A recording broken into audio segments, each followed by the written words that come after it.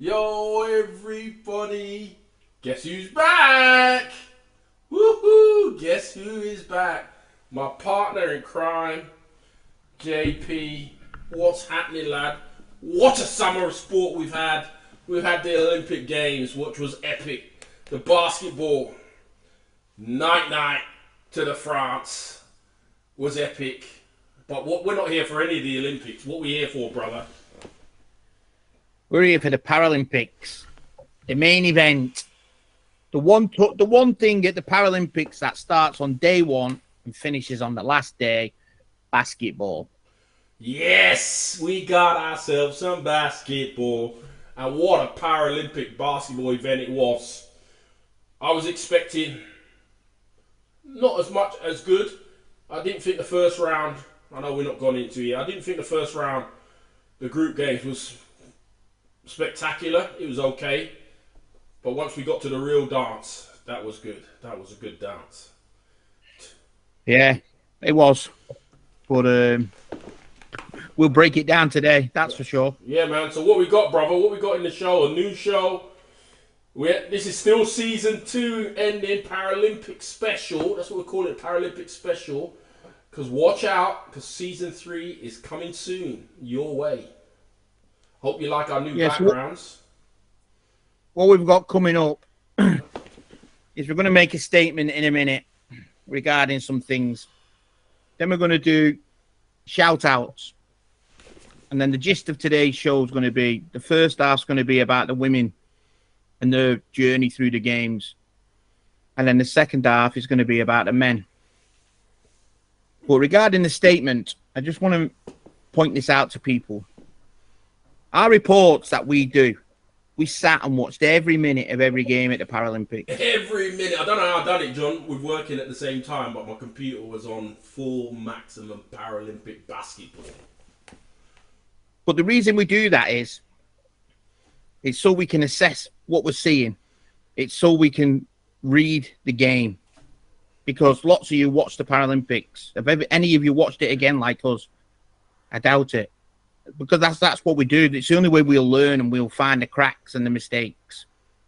Also, I want to point out, we are not against GB men or GB women. This is going to be deep to the bone, what we present today. But it's not a dig at them. It's to point out where things were broke, where things we'd spotted back in January, what we spotted in Easter. We've got all the documents on our previous shows where we named the same things. We spotted it from the first show that we done. Yeah.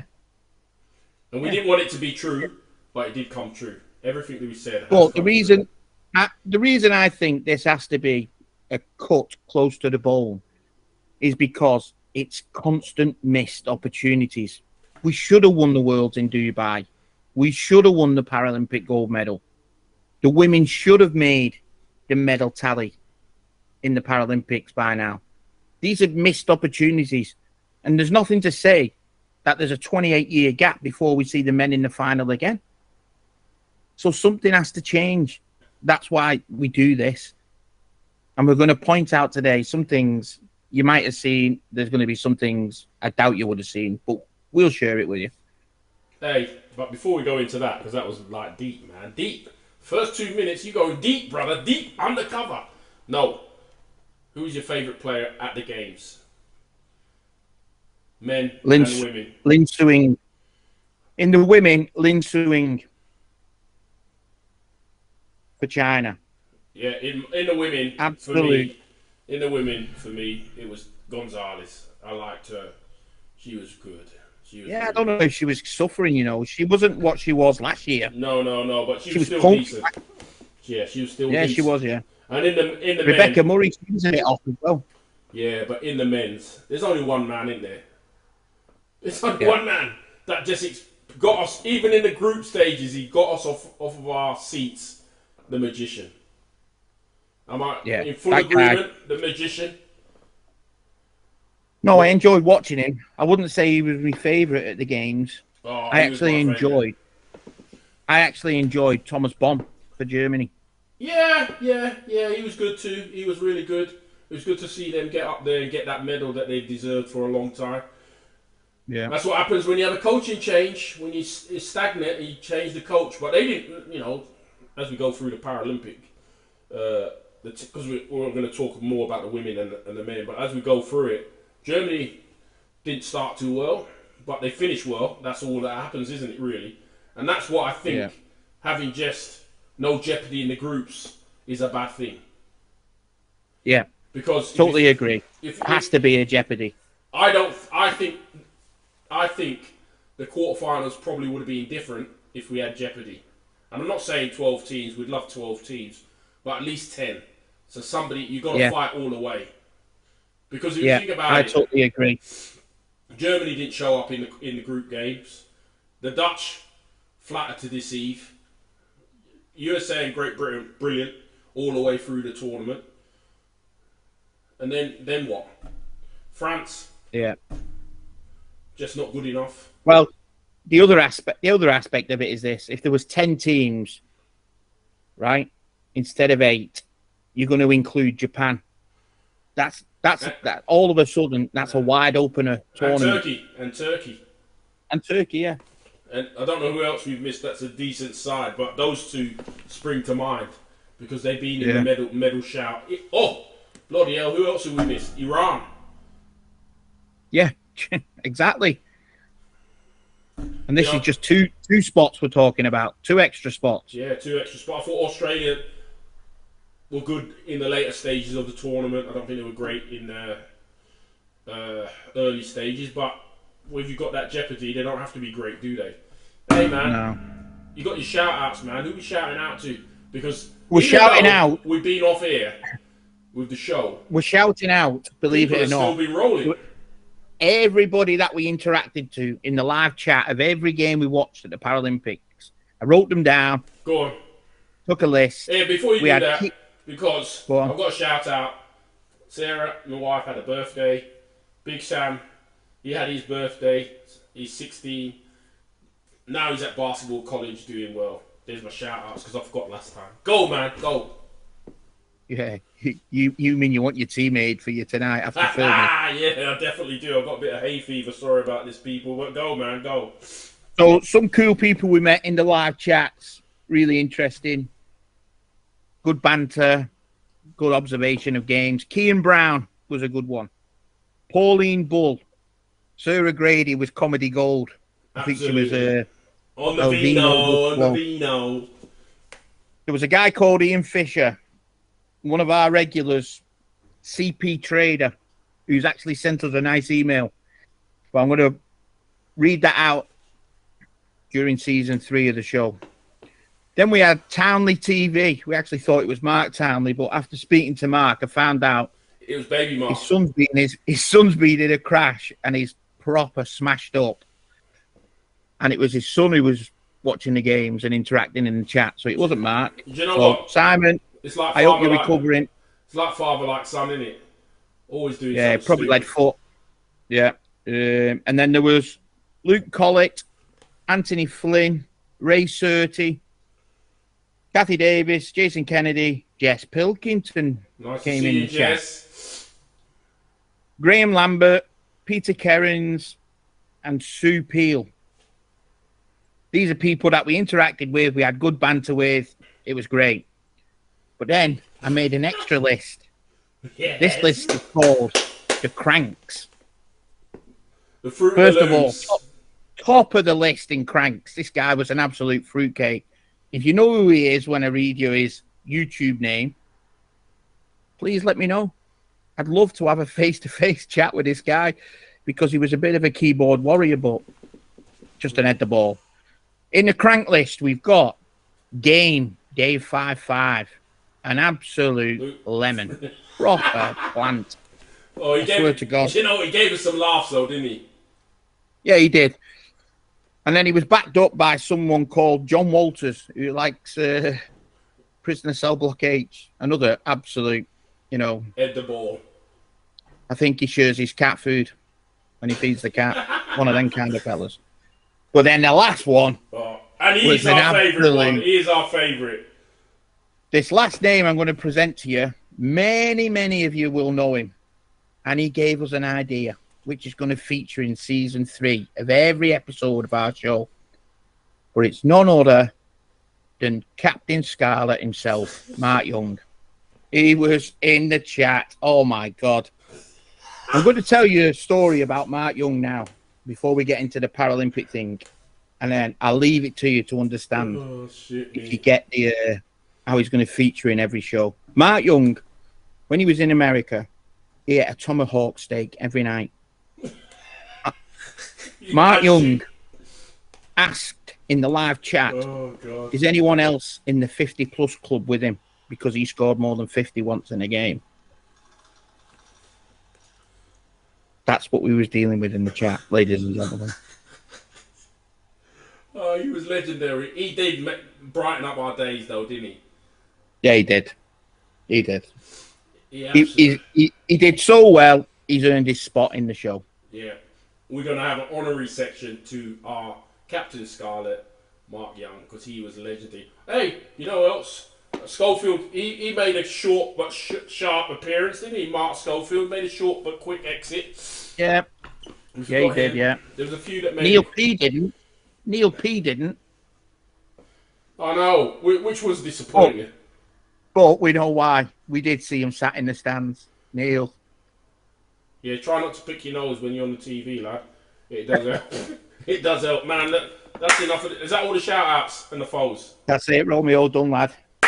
Romeo done. So now, we're going to get into the nitty-gritty. Who are we going first with? Let's go with the women. We're going to go with the women. We're going to go with the selection of stuff we picked out about the opening game against Spain. I don't really know what to say about that opening game. I thought Spain would give them a sterner test. Yeah, so did I. But Spain's preparation was a joke. Tell them why, Saint. They had 3 starting 5 players playing in 3-on-3 about a week before. They looked like 5 days before. Or 5 days before. They looked like they come to the Paralympics absolutely knackered. And what did GB do? They took advantage of it, which is great. No problem. They took advantage of it and they just put their foot on the gas and coasted that game. Absolutely coasted. The only thing I would say in that game, which was a bit odd, was he didn't rotate or anything, try anything new. Just kept doing the same thing. Which was, it's a game they had to win. Because 3rd or 4th spot in the group, you're going nowhere. You're meeting one of the big guns. There is a point we wrote out. GB scored in the 4 quarters they played against Spain. 20, 17, 15, and 17. In all 4 quarters, they scored 15 or more, and they won. Now, just remember that. We'll point out a major factor we've spotted in Paralympic women history later. But just remember that. We'll point out a major factor that we've been saying all the time. What you got to score to win a game or be in a game. So, go ahead, lad. The game was never in doubt. As Cine says, 3 of the players were the Spanish players were out in the European 3-on-3 tournament days before this. That's a cock-up by the BSR Association. It's like you said, the game was never in doubt. We led for 38 minutes of the game. Nearly 39 minutes of the game. The only thing that was outstanding in the game was Jade Atkin. She went off like a freight train. She scored at will, as you'll remember. The only thing is, it didn't last, did it? No, it didn't last. And we'll move on to the next game, which is Canada. Yeah. Now, I'm just going to point out, when we talk about Canada, I'm going to point out things that we spotted in the game. The reason I'm pointing them out is you'll see them listed at the bottom of your game because they're the notes that we wrote. But as you can see, to start it off, GB, they scored 13, 11, 12, and then won the last quarter, scoring 18. They threw it away. And the reason I'm saying they threw it away was, one, this was the most crucial game in the group. This was the game. John, it wasn't even the crucial game. It was the only game in the group they needed to win. More than anything else, after they'd beaten Spain, this was the game they had to win. And when you look at the game, and I know I'm jumping forward, it doesn't look like they're prepared for the game. No, and they've no excuse. They've no excuses not to be prepared for this game. They had a test series against them. Yeah, but they had the test series, but Canada, very smart play what Canada did. Guess what? Yeah. Our most crucial game for Canada in the pool game is going to be against GB. What should we do? What do you think we should do if we want to see GB up close? I'll tell you what we'll do. We'll arrange a test game with them. A test series with them. We get 4 goals that look at them. Plenty of videotape. And you know what else we'll do? We won't do what we did in the repechage tournament. We're not going to press them. We're just going to play. And the series was the series tied 2 apiece, I think it was, or did they win it? No, GB won it 2-1. They won it 2-1. Yeah. Canada, go home, back to Canada, smiling. I know they were smiling. One of the main gift horses of this game, if you can flash back in your memory and remember it, Canada's main threat, Dandenau. 3 fouls early on, made to sit. 3 fouls. The game was there to be had. It was ours. Absolutely there for the taking. If we'd have done homework, if we'd have had a game plan, if we'd have had a system put in last year in October, if there was something that all the girls were on the same page about, that wasn't visible. Well, it's not it wasn't visible. I don't think it's the girls. The coaches should have been. Now, I know that Canadian team, and Dandenau is an extraordinary player. But they've got another girl, Young, who I see when I was in Alabama. I measured a chair and all of those things, got her fitted out for this chair, and I knew she could play. And boy, did she play. Did she come out and play. In the end, the Dandenau, she sat with 3 fouls and never really entered the game back into the game. So all of their prep was all on that, but not on this girl. You can't make it up. No, you couldn't. And it was disappointing to see for so many reasons. Easy things that we did wrong. Free throws. Our free throws were shocking. 2 for 13, I think it was. Our press breaker was horrific. I don't think we even had one because we had that many different people inbounding. In this game against Canada, Robin Love inbounds. Joy Hazelden inbounds. Sophie Carrigill inbounds. Charlotte Moore inbounds. 2 one-pointers were inbounding. Unbelievable. Yeah. Unbelievable. It was a game that they threw away. They tossed the game away. But in that game, which I just couldn't understand, when Dandenau got fouled off, even if Dandenau was on, why didn't we press? We tried it for like 2 minutes. But we tried it at the wrong time. The game plan was absolutely shocking. It's the main game we clipped. And we've got clips to show you. So we've got a list to go through. The first one I'm going to show you now, what's coming up on the screen. This is early on in the game, first quarter. Robin Love's inbounding, as you can see. We've got 3 people within our own 3-point line. So Laurie Williams is currently the only person over the halfway line. That, we're talking 4 minutes into the game, 2-2. Yeah, but it was literally Robbie over the halfway line. The first thing, John, is when you're looking at their hair is, I think that's Jade Atkins. She's underneath her keyway, trying to receive the ball. Underneath her bucket to sit out. You have to be pinpoint accurate. Yeah. No, but the other key factor is this. The other person with Jade was Sophie Carrigill. Get your 1-pointer down the court. It takes them longer than the others. Well, the first thing you probably could do is, if she's going to stay in that area, she must set a pick for Jade to get free better than she is. And then she busts her gut down the court. But she doesn't. I don't know what she's doing, actually, to be fair. Well, before we do any other clip, think of it this way, Saint. for the viewers at home, on the court is Joy, Robin, Laurie, Jade, and Sophie. Where would you have them in the press break? You say yours, and I'll say mine. I'd either have Joy or Laurie inbounding. I'd agree. Jade, and Sophie gone, and whoever else is. So if I say Joy's inbounding, I'd have Laurie and Robin Love. So Robin's probably going to be the first receiver. Jade is gone with Sophie. Sophie gets her open. Jade not too close to the halfway line because you don't want to get that backcourt violation. And then you inbound it, and what you do, I'd inbound it to Robin Love, and then Robin can get the ball down the court, and then Robin can set that pick for Joy. That's exactly as I'd do it. There's no one. I don't think there was a player faster than Joy. No, or Laurie.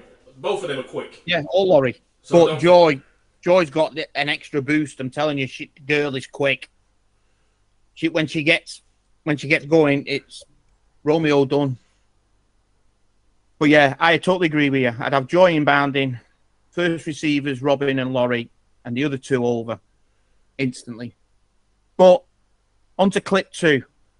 This is 90 seconds after you've just witnessed Robin inbounding. The same game against Canada. Have a look at this.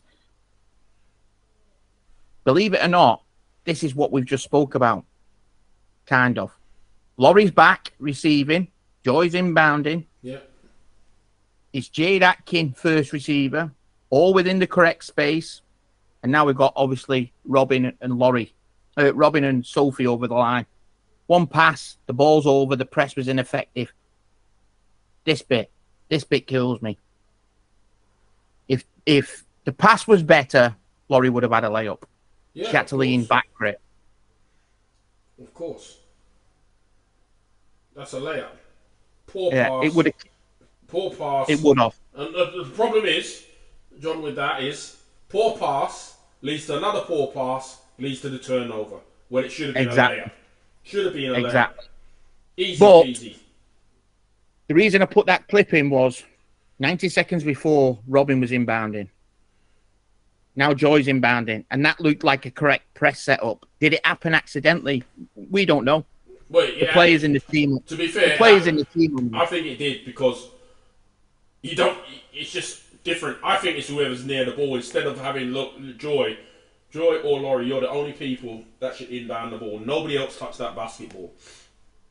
Simple as that. Yeah. On the press break, because the Canadian press break wasn't great. It was okay. No, it wasn't. It was okay. Yep. Let's move on. Next one. Press again.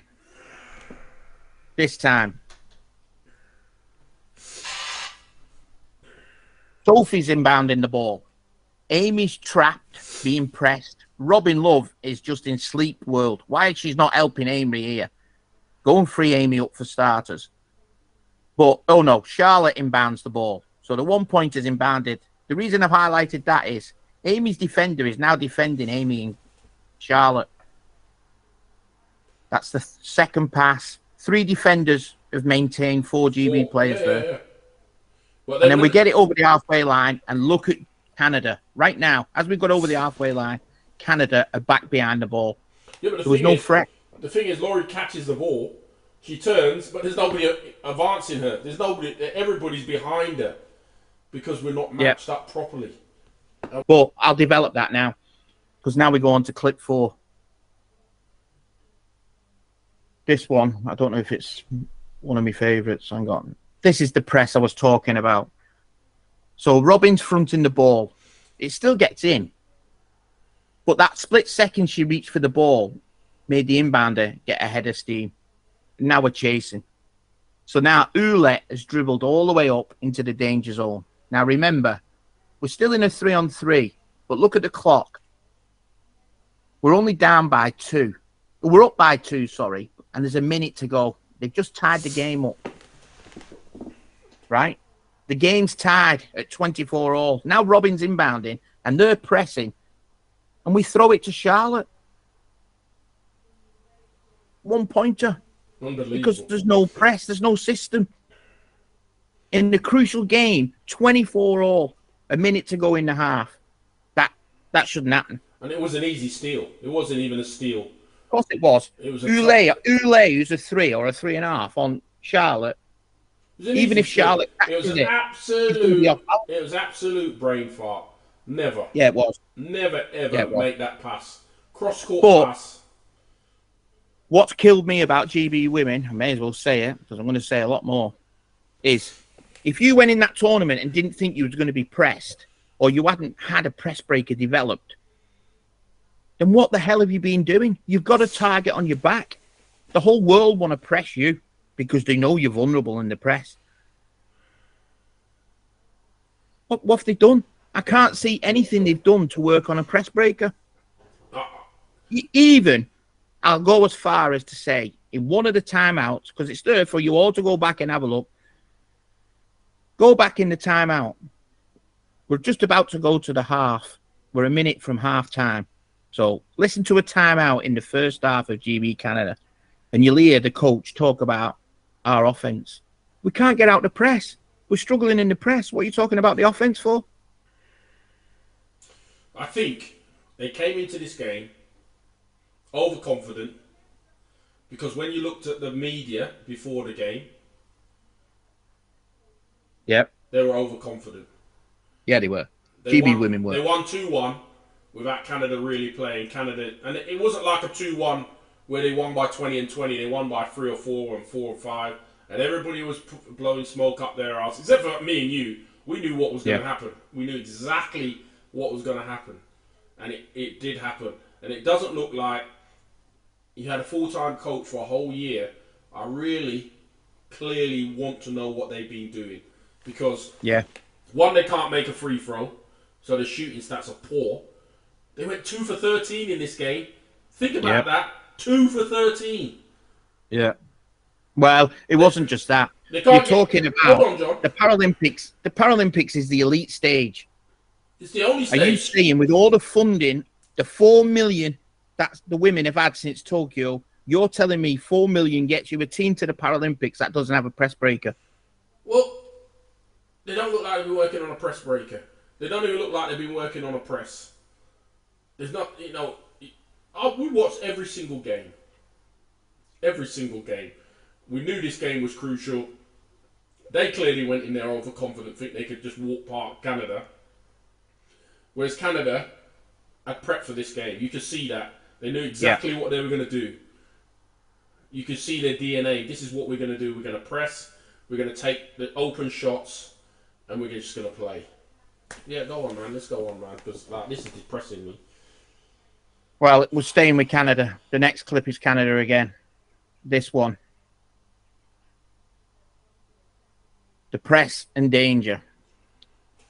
Maddie takes a free throw. Dandino's off. So Young's just got the rebound. Why are we not pressing then? Look at that situation for a press, right? Now watch Robin and Amy. Just keep your eye on them. Watch. They're going straight back. Stop the ball. You got them trapped. Look at the clock. Look at the clock. 2 minutes to go in the half. Canada are down by 3. I don't know who Amy's got or who Amy's defending, but I can see where the ball is. I can see the danger. But look at it. Dribbling down. Look at that. It's got postcard written all over it, and the game's tied up. Look at that. All of the Canadian team are in the keyway. All of them except the person with the ball. Exactly. I don't understand. But, and they don't even stop the ball. They don't even stop the ball. She goes I'm not being funny, but Young is no ball handling forward in a press. Make the ball go in Ule's hands, and at the same time press. Just put Joy on Young. Keep her out full court. But the problem is, just have a one-man press. She went all the way down the court and then knocked down the 3, and you got her. And before that, if you think about the game she played before that, she wasn't in the game. She wasn't shooting very well. Yep. That got her in the game, and once she got going, she never stopped. Oh, don't worry. You're going to see how she got going. So at 2 minutes of the first half, she hits that 3 and dribbled the full court to make it. Remember that. She dribbled the full court to make it. So then we go on the next clip. Remember, GB defense and danger. Same person dribbling up. It looks identical to the last spot, but I don't know why Maddie and Robin are on one side with a 1-pointer when there's a dribbler who's just hit a free coming down the centre again. Then there's a confusion. Robin doesn't know who she's got, so she tells Charlotte, switch over. The dribbler's still got the ball. There's 20-odd seconds in the half. Well, I've hit one, I may as well try another. Wallop. Then we get the inbound. Now remember, the press. There's 12 seconds left or 10 seconds, whatever it says. We throw it to Charlotte again. She barely holds on to it. We're in a tight game. Look at the clock. 2 seconds. Not one of the coaches shouting, screaming, 3, 2, 1, nothing. They just sat there.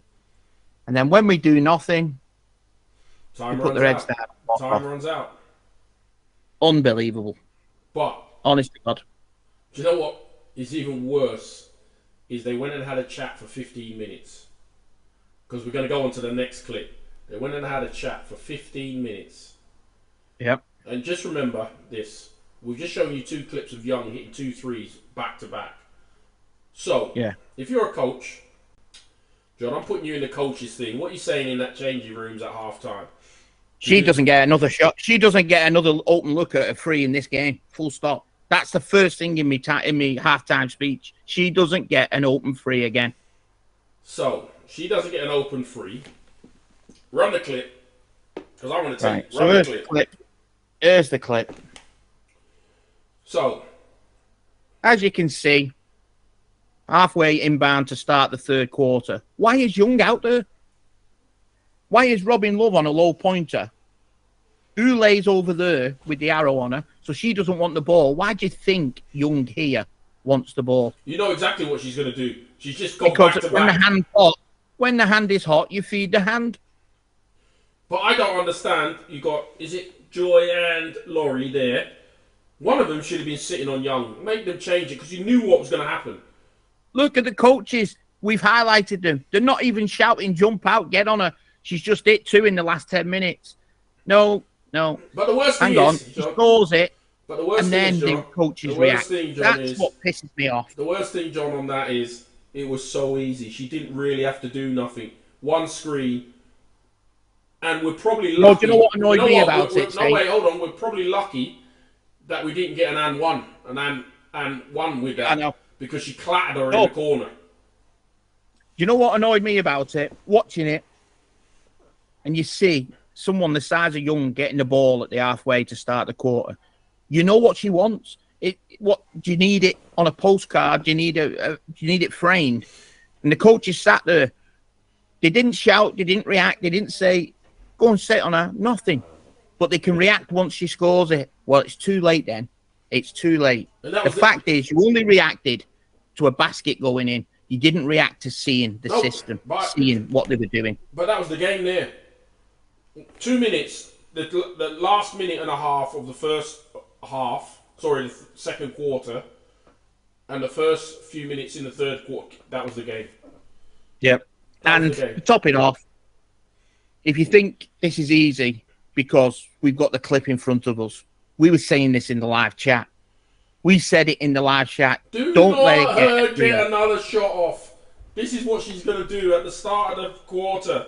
She's red hot. The coach has said, you're hot. First play of the game. Let's kill this game. The first play of the game. She had no pressure. She just rolled in and taken a free. What sort of defense is that? What are you teaching them?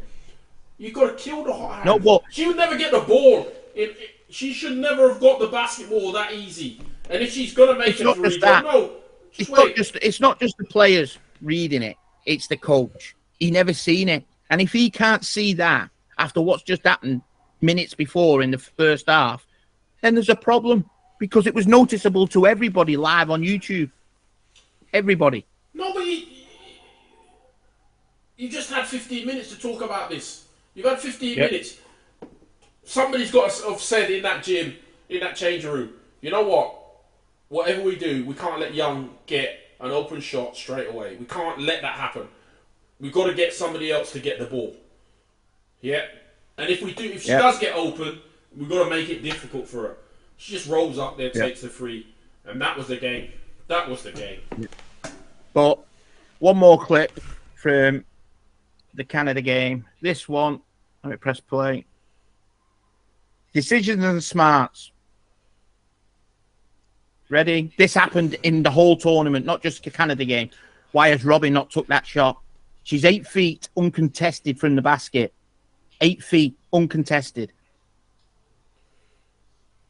And then she gives it to Amy, who is absolutely swamped by Woman Beast, Dandino, and others. Yeah, and we end up with a football throwing. The key is, if she was aggressive, she would have got a layup and probably fouled. Because did you see the way Orlay came at her? She was coming at her to take her out. And I don't get it. Should have took the shot. No, but it's about... we pointed that out because it happened in every game. We was turning down shots and ending up with more difficult shots in every game. I could have had hundreds of that situation. Yeah, the thing is, though, it's about having balls, isn't it? It's about having the kahunas. If you let's take it with Robin Love. She talks a good game. She's meant to be the leader of the team, but come crunch time, there wasn't much leadership there because you got to take those shots because those were crucial. So to round up the Canadian game,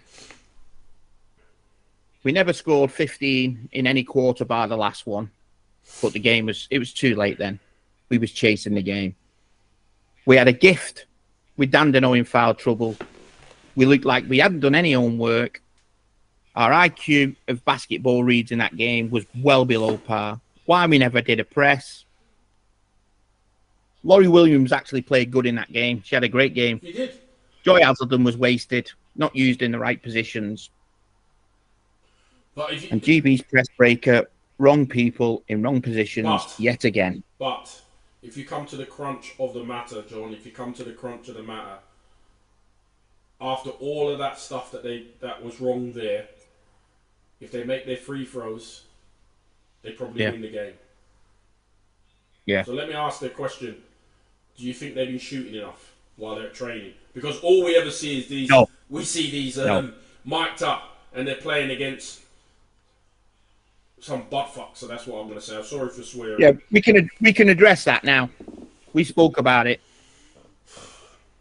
There's one thing about Paralympics: they use Sheldy nets, tight rings, tight backboards.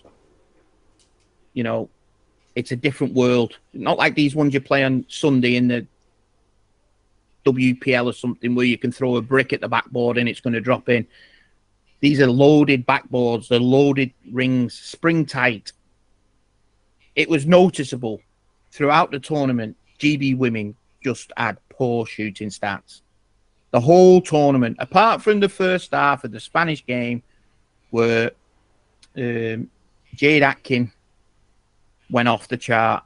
After that, the shooting stats, we're talking less than 50%. We're talking 30 in some games. But the other 30 to 40%. Now you mentioned the other thing, John, is they've been in camp. They've had a full-time coach. They've been in a camp all year. But their fitness levels were way below everybody else's. You know, Jade had a great first game, but barely featured the rest of the tournament. Yep. And to be honest, when she did come on in other games, well, we'll get to that in the player reviews, but she was puffing in some games early on, as soon as she came on. What are they doing? Come on. Yeah. I want to know what they're doing. We'll get to it later on, but, man. So that game was blown. So then we're on to China.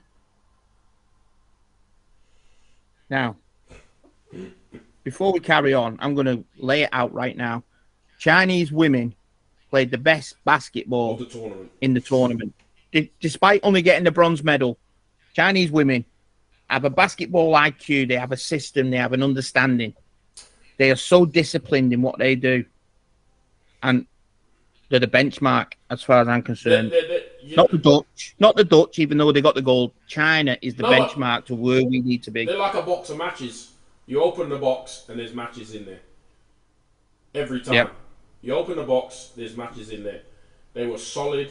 They passed the ball. They shot the ball. And the key that I would say to that Chinese team, their low pointers can make shots. Yeah. Oh, they put a shift in the low pointers, but it's the read of the game. There's no panic. It's just the read of the game. Let's start off with the breakdown. Quarters. GB scored 9, then 13, then 9, and then 16. We lost all 4 quarters, but once again, we never scored over 15 in 3 of the 4 quarters. We never scored it. Why can't we score 15? Let's say it now, Saint. Why is 15 points a quarter so important? In the women's game. Because, like I've been saying all along, if you score 15 a quarter, or not even 15 a quarter, if you get to that magic number of 60, you're either going to win the game or you're in the game. Well, I can trump that. I've looked back in the history of the game. The percentage rate for winning a game if you score 60 in the women's is 97%. Wow. It's massive, isn't it? It's massive. 97. There's one game I found, and it was a GB in Rio. They lost and they scored 70-something. They lost 70-80-something, I think, to USA back in Rio. Yeah, but John, you're in the game. They're in the game. But you're in the game. You're in the game. Yeah. If you're scoring 40s and 50s, you're not in the basketball game with the great teams. It's like finding a rainbow when you look in the stats and try and find a women's team that scored 60. Doesn't happen. It just doesn't happen. And if you don't believe us, GB scored 60. When did they score 60 in Spain? They won the game. And Germany. And they won both games. Yep. Let's leave you with that thought. And they won both games. That has to be something that is drilled into the women's training, practice, everything for the next 4 years. 60 points in 4 quarters. It's that simple. But this was our last chance against to avoid USA and Netherlands in the quarter. Let me ask you, before you do that, did you ever think they were going to win? No. Me neither. No. Me neither. No. Our press baker had been poor in the tournament, and it was going to be tested now against this China team. Well, it was tested. They were like the Great Wall. The red mist of their vests. China delivered a 5-player spread scoring, which just kills. Because you're not stopping one person. You've got to stop all 5. Because that's why we say... And do you know what's funny about them, Joe? Do you know what's funny about them? They move the ball through the middle all the time. 95% of the time, they move that ball through the middle. They never skip pass. And it's so deadly, in it, through the middle. Oh, it is. It is, because the ball's the magnet. That's how they use it. They use the ball to attract the defence. But on that point, I'm going to show you 2 clips now. This is nothing to do with GB's press. This is GB's zone. And this is at its worst. This shouldn't even happen in 3rd division basketball. And we're talking Paralympic basketball. So the first clip. Let me press play.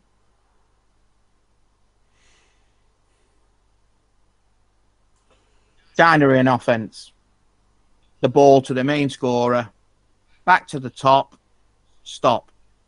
As Robin Love is looking for the ball, she should be ducking back in. Well, John, why did she go out? Just wait there. Why did she go out? Wait there. If she's going to go out, who's that? Is that Charlotte at the top? Yeah, that's Charlotte at the top. If she's going to go out, Sophie. Sophie, if she's going to go out, she has to call Sophie in to help cover. Because as soon as she goes out without that cover, it's game over. Yeah. But you can tell there's no communication. It's like they're strangers. And the 2 on the other side have no idea what they're doing. They're doing a great job marking nobody. Well, they're not marking. They're marking 2 people, but the 2 people haven't got the ball. Yeah, so that's basically what they're doing. Marking nobody. Spectating. Yeah, they're spectators. They're sat in the stands. Well, if you think that was bad, take a look at this one. I've nicknamed this horrific. This is the worst I've ever seen. It's pretty much identical to the last. But it's over in the far side, we've got Jade Atkin and Robin, right? Glued to the players.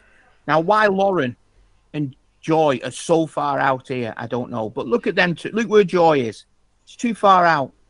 Laurie was too far out and got picked. Now, watch what happens. While she's scoring a layup, Joy is too far out to cover, and the other two are just spectating again. Good job, you two, on that far side. They're doing a great. Kept your players out. They're doing a great job of keeping their players out. Look how open the floor is. No, but I mean, come on, John. Look how open the floor is because they're spectating over there. Look how open the floor is. There wasn't It was like the parting of the Red Sea.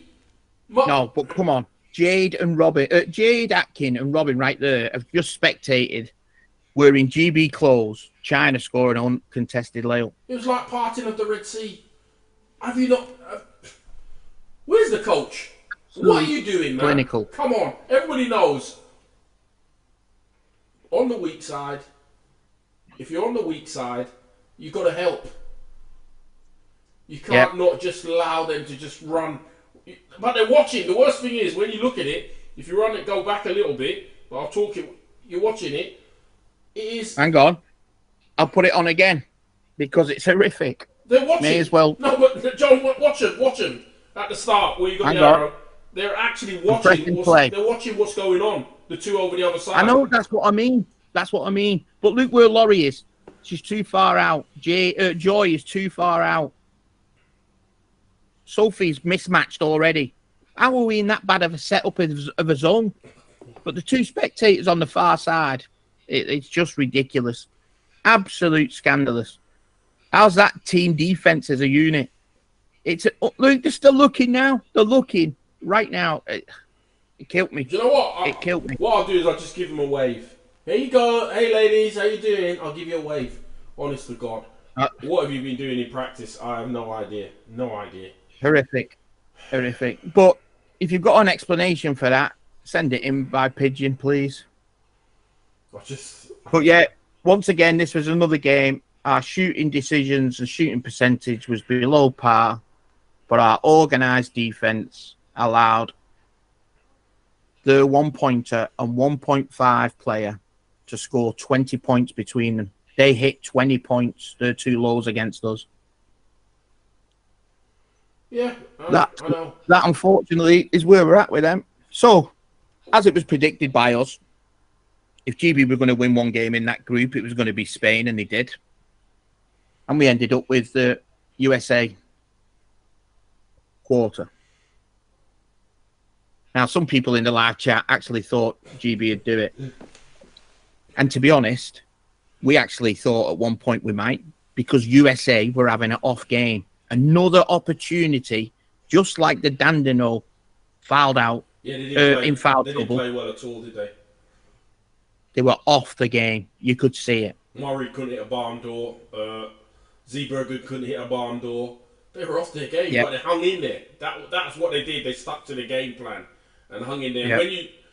That's the key word, the game plan. They had a game plan, and they stuck to it. What I would say is, when the coach, they had the timeout, she just basically said, just stick to what we do. We'll get through this. Stick to what we do. We will get through this. And then you look at the other timeout, and I have no idea who's running the timeout. No, I know. So quarters, once again, 12-12, 17-11, as you can see on the screen. This could have been avoided through the groups. This game, similar to Canada, USA were off, not at the races, similar to Canada with Dandino. Well, free throw. Yeah, put it in this way, John. This was $1 million game, $2 million game. This game, $2 million game to play for the medals. This game will be remembered for one thing. We had a chance to win it with free throws. It was that simple. They were that off, the Americans. We could have won this game at the free throw line, and we didn't. Our shooting was awful. All-time low in this game. 4 DMPs, and a player featured over 6 minutes. 4 DMPs we had in that game, GB. I don't know what to say because I remember the game. They had it there, and what you know down the stretch with USA, they were just clinical down the stretch, and we weren't. I'll tell you what was noticeable. It was noticeable by the commentator on YouTube, who I'm not going to mention because he was as dry as an Alexa in my kitchen. At 46 all, the camera went to the USA coach, Christina Schwab. She was sat there as though she'd just ordered a Starbucks. And then you look, and the camera went to the GB coach. It looked like he'd drunk 3 Red Bulls and he was in a nightclub. He was too wired. He was too wired. There was no coolness. Johnny, the game was 46 all. Show me that again. Show me. Off the Red Bulls, lad. He was on the Red Bulls. To be honest, I think he was on the vodka Red Bulls. Some of the stuff he pulls out, honest to God. But yeah, that was a game we could have avoided. Clinical down the stretch, the USA, at the end of the day. They were clinical down the stretch, and they took it home. So then we're playing for... I don't even... But we did get one clip from that game. And if I get the clip right, it's like P12... It's like a video P12... This one, Jesus. P12. Like Look at the clock. We've just got a sideline ball, 6 seconds to go. And USA have put 2 of their bigs on Robin Love's side. To 6 seconds to go in the shot clock. And we get a sideline. Ready? Ball comes into Amy. Amy's gone down on a 1. Just throw her the ball back. We're not shooting well. Throw it. She's got a mismatch. Throw her the ball. Look at it. 2.7 seconds. Throw her the ball. No. Burp. I'm not laughing at something totally different, John. Burp. An absolute burp. Do you know what I'm laughing at? We burp it up. Hang on. We burp it up. Go to the other end and give an M1 in a game we're fighting to win for a quarter-final. Semi-final. It's a good thing you're not a commentator because that was a classic. I've got to get that. Oh, you're so funny, man. So funny. Yeah, that was USA. And that was as we predicted. And that could be... We predicted that. Tell them the truth. We predicted that when the draw was made. Yeah. We knew that was it. We knew what the crucial game was. And Canada also knew that. Canada knew whoever came third in that group got a chance to play for the medals. Simple as that. Yeah. Sorry, rephrase that. Whoever came second in the group had a chance to play for the medals because they're not meeting one of the big guns. Yeah. Now, this is where it gets interesting. So we go into the 5th to 8th playoff game against Japan. Now, first of all, let's remember one thing. Some people posted it on Facebook. This is not GB women's best finish, coming 5th. They came 4th in Rio. Just, do your research before you write something. Sure. Do your research. Listen, it doesn't matter. But, exactly, it doesn't matter. The fact of the matter is this. There's 2 brackets. 2 brackets. You've got the bracket for the medals, and you've got the bracket for 8th to 5th. Nobody gives a monkeys. Exactly. Nobody cares. We've got to get out of this. We've got to get out of this bracket for 5th to 8th and get the women here in the medals. Is it going to be done by these coaches in another 4-year cycle? Are they going to have the funding? Hold on. Back up, lad. You're not seriously thinking that they're going to give the Muppets for 4 more years? Well, I haven't told you this, Saint. The scary thought is this. We're blaming the coaches because they haven't got a clue, right? Everyone in the country knows that. We're going to blame the coaches because we can see they haven't got a clue. But my problem is this. It's the people who put them coaches in that position. Whoever employed and selected them coaches are in charge of our sport. That's where it has to break there. It goes further than the coaches. It goes to the people who put the coaches in. So if it's this selection committee, they haven't got a clue because they put Miguel, they put the Faulty Towers lot in, and then they put Bill and Ben in on the men's. It just went tits up. Tits up. But anyway. I've got the solution. Because What? they're probably thinking, oh, all they ever do is talk, talk, talk. They're good at talking, being criticised, and they're good at talking. Okay, we are good at talking, but we're also good at the game. Here's a challenge for you, and we know you watch. We know you watch. There's no way you can put those two Muppets back in for 4 more years. You put me and my co-pilot here for 4 years, I guarantee,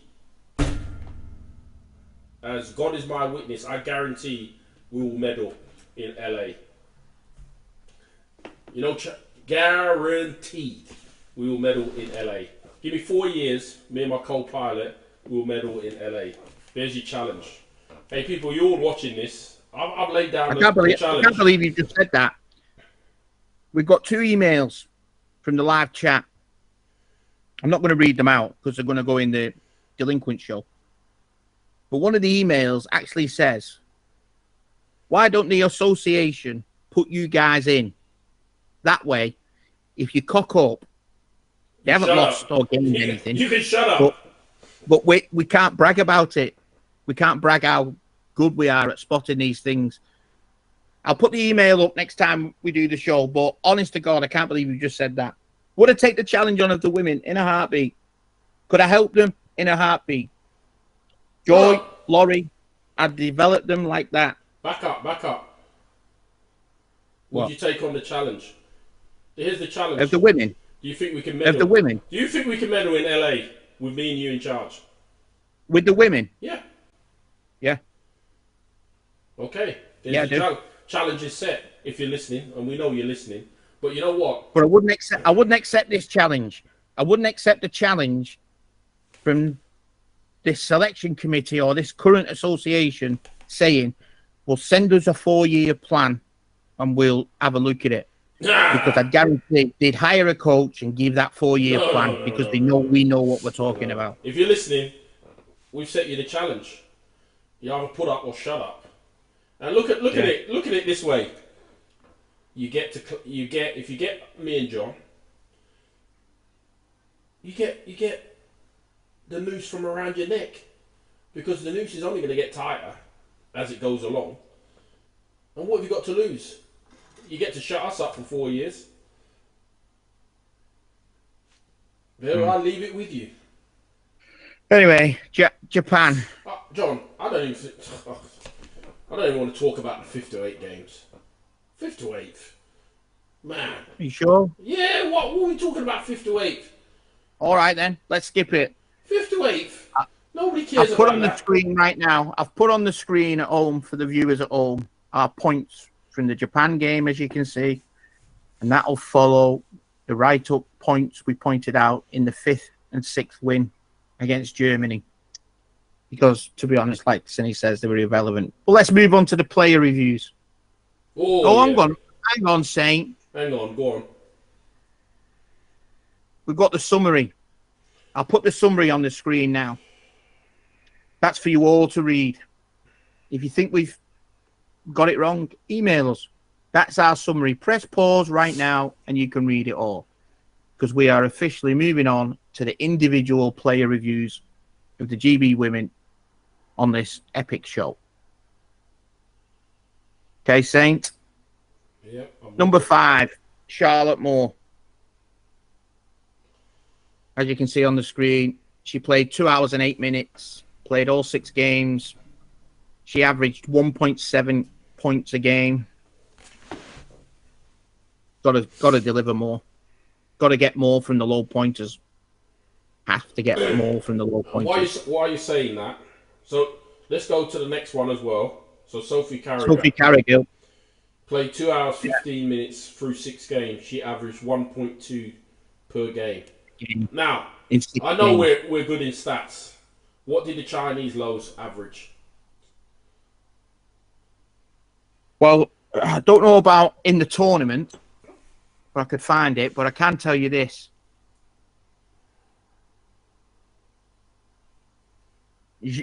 What's her name? Jing Chen, the 1-pointer, and Tongali Zhang, the 1.5, scored a combined 31 points in the bronze medal game against Canada. a 1-pointer and a 1.5 scored 31 points in the bronze medal game. And they scored more in that game than our team 1-pointers in the whole of the tournament. Our 1-pointer scored 17 points in 6 games. And that's 3 1-pointers. That's including Jodie Waite. Well, we're not. Let's don't worry about her. As we said, carrying 3 1-pointers. Madness. So next one was Helen Freeman. Yeah. 34 years old. It was hard to get a read on her. She was out injured. Question here is, what the hell happened to the selection committee, the selection process, the injuries? It wasn't just Helen. It was Amy. She was carrying the concussion thing. Probably still is. But this was spotted in the Canadian Test Series before Paris. What happened to the reserves? Well, I think it goes further back than that, John. It goes to China when they take 10 players to China. Exactly. But No there's a huge question. No reserves. The question we have to ask, was Helen injured before she went to Paris? That's the question. Because she didn't play the whole game. Whole tournament, bar a minute or two there. So if she is injured, she should have been replaced. Yeah. Because totally you've already got Amy, who's at times she was really good. Don't get me wrong, I really liked her. She played really well. But if she's carrying that injury, all of a sudden you're carrying 2 of your bigs, your 4-pointers. So instead of taking 3 1-pointers, you should have took another 4. Yeah. Laurie Williams, she had a good tournament. I thought she had a great tournament. One of our best players in Paris. One of our best. Played 3 hours, 14 minutes.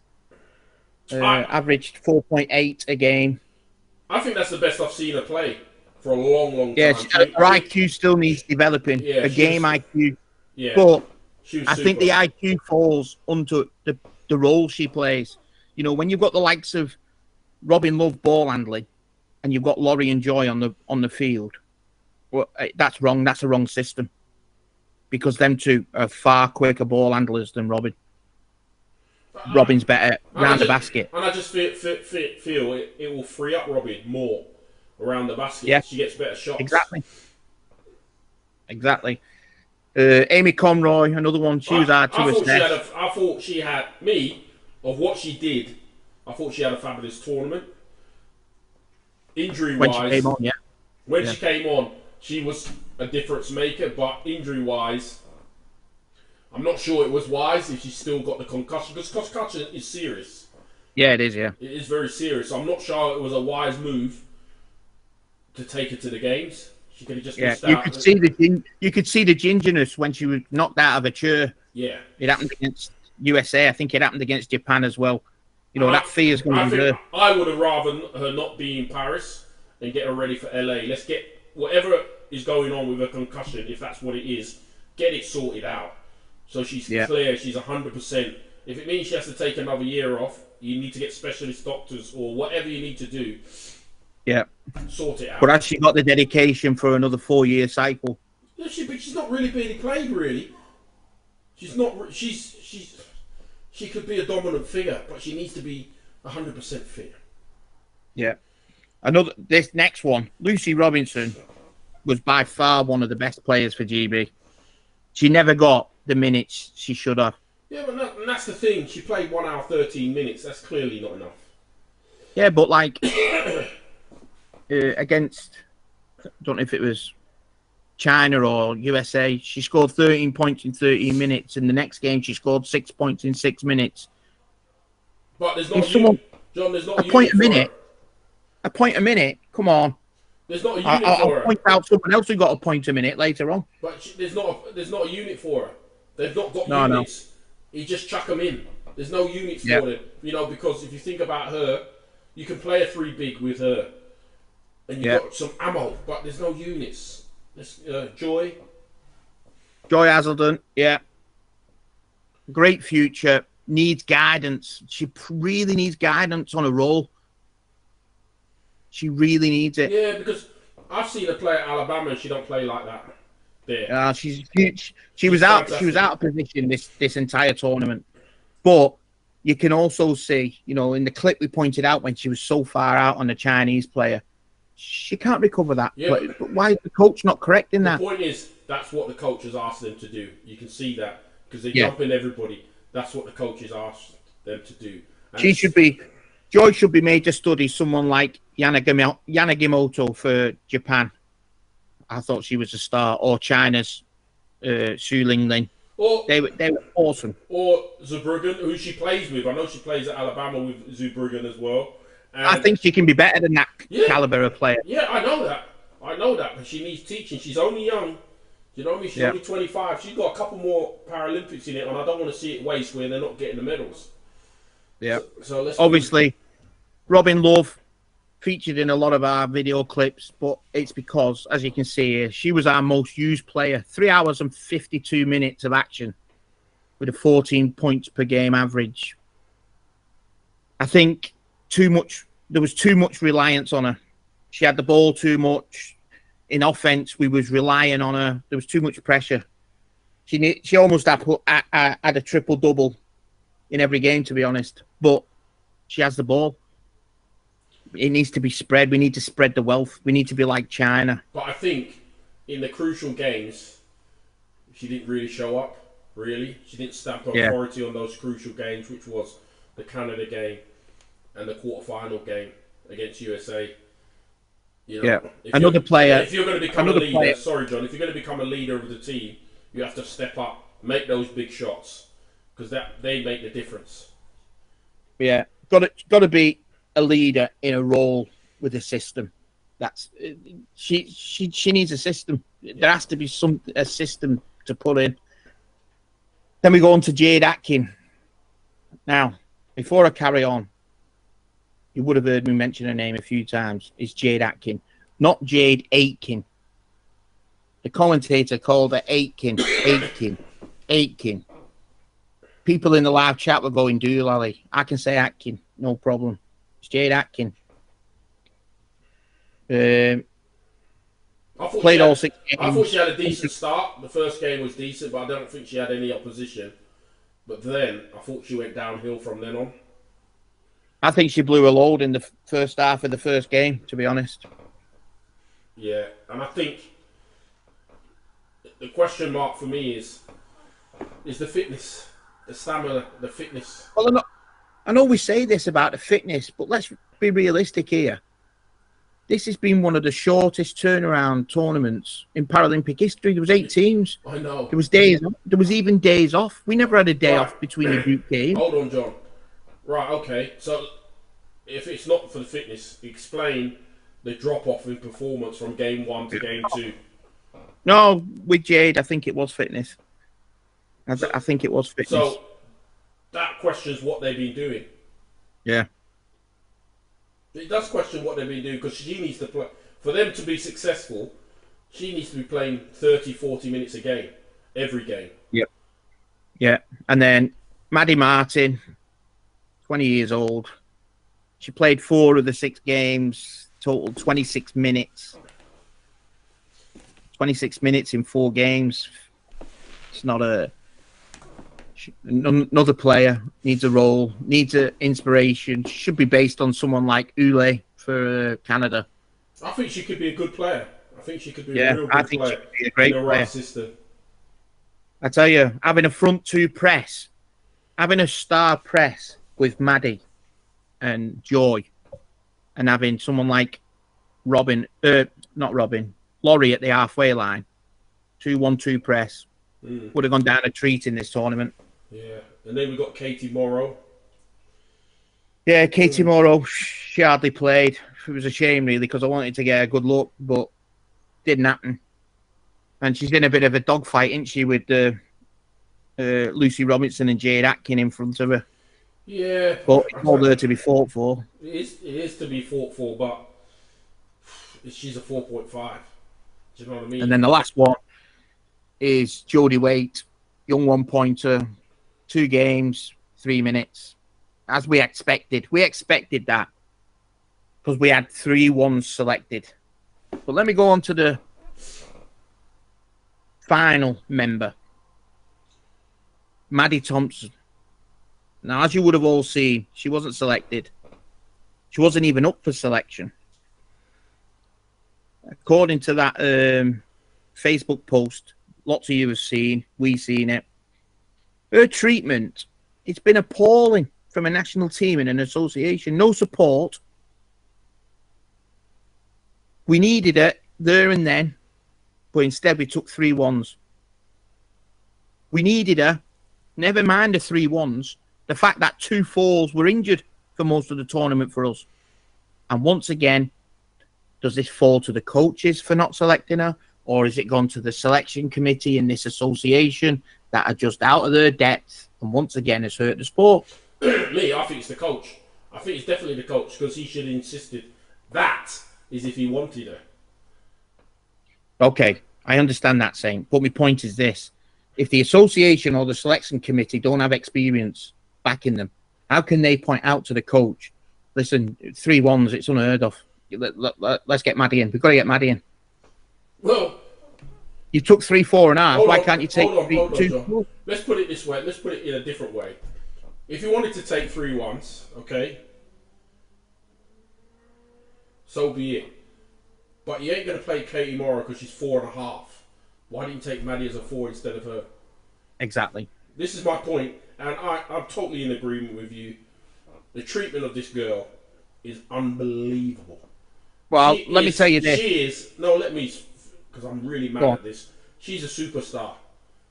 But she's had so much to deal with over the last couple of years. And she has done it tremendously without saying a word to anybody. But she got to the stage where she couldn't hold back no more. People keep asking her this question. He's asking this question. On this show, we kept asking the same question. When we saw the selection, we asked the same question. Why is this girl not in the team? She's the best player in Great Britain. The best scorer in Great Britain. Are you kidding me? I'll tell you this. Let me interrupt. She's going to have meetings now with the association and the staff or whatever. And this is a message to Maddie. Do not let anyone tell you or bring up the fact that you didn't play in the WPL. Because Charlotte Moore never played in the WPL. Sophie Carrigill, who voted for the WPL to begin, wasn't in the WPL. And there was a third one. Helen Freeman wasn't in the WPL. But they all went. So the WPL should not be brought up into your evaluation of why you wasn't selected. If it was, bring us. And the worst thing is the WPL's garbage. It's absolute garbage. Yeah, it is. You had a hell of a season. You shot the lights out of the ball. I love watching you. I love watching you grow up through the years. And you should be a superstar. Listen, for me, if me and John ever get that chance of coaching these women's teams, you're the first person on my list. And we're going to build from there. Yeah. Keep your chin up. 100%. Just keep your chin up because I don't even know why they got selection committee because they clearly are way, way, way out of their depth too. Because they don't know what they're doing. Because you've got no reserves. You take 2 injured players. You allow the coach to take 3-1s. The coach looks like he's high on Red Bull because he has no idea what he's doing. He didn't make the adjustments that he should be making. So if you're thinking about giving him 4 years, then we know you guys ain't got a clue what you're doing. That guy... Any of the coaches that were featured in Paris, for the men and the women, should not be associated with our team before the next camp. Listen, if it was me... It needs to clear out. If it was me, he wouldn't be coming back to Britain. I'd say, here's your ticket.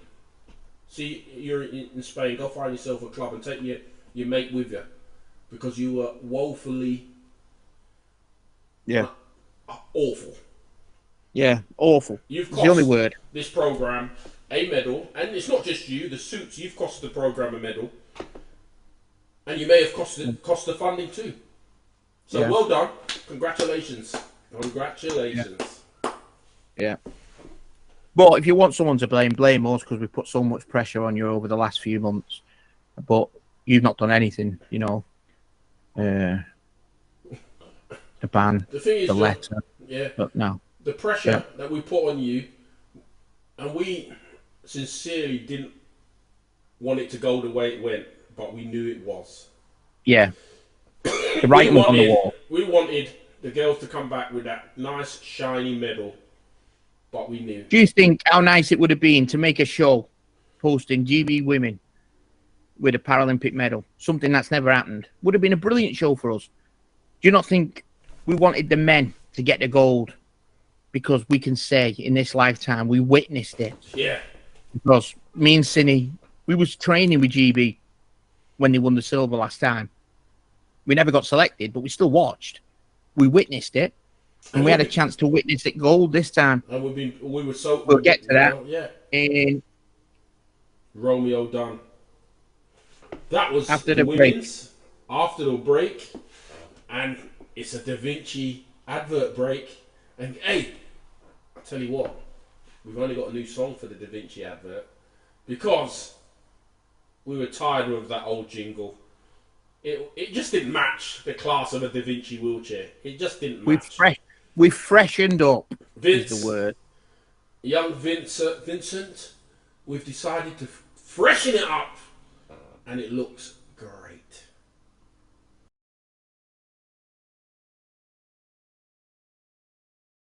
What does it take to turn 5 uncontrollable characters into one unbeatable team?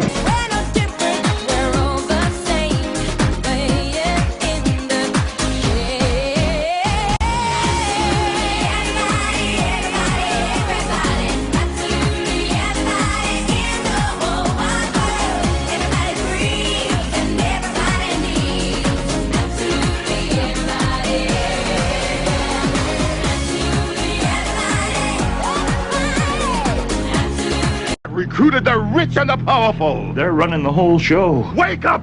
Blinded us to the truth. One we had. Do you know what I mean? It was that good, part one, that in the advert, we had to go and take a shave and a change of clothing. I was sweating like a pig in shit. I tell you. Whew, man. But now I feel all fresh. Just tell them the truth. The women's part took 2 days. 2 days. All right, 2 days. We had to come back to it. Let's go, man. What we got? So now we're into the debrief of GB men. Yes, sir. What a tournament they had. Let's be fair. No, let's be fair. What a tournament it was. Yeah. The final that everybody wanted. 2 unbeaten teams. Somebody's O had to go. Somebody's O had to go. It was written. It was always written that. It was written in the stars for sure, definitely. It was written. Let's be fair. Do you know what? That script was set. I would have been upset if that wasn't the final.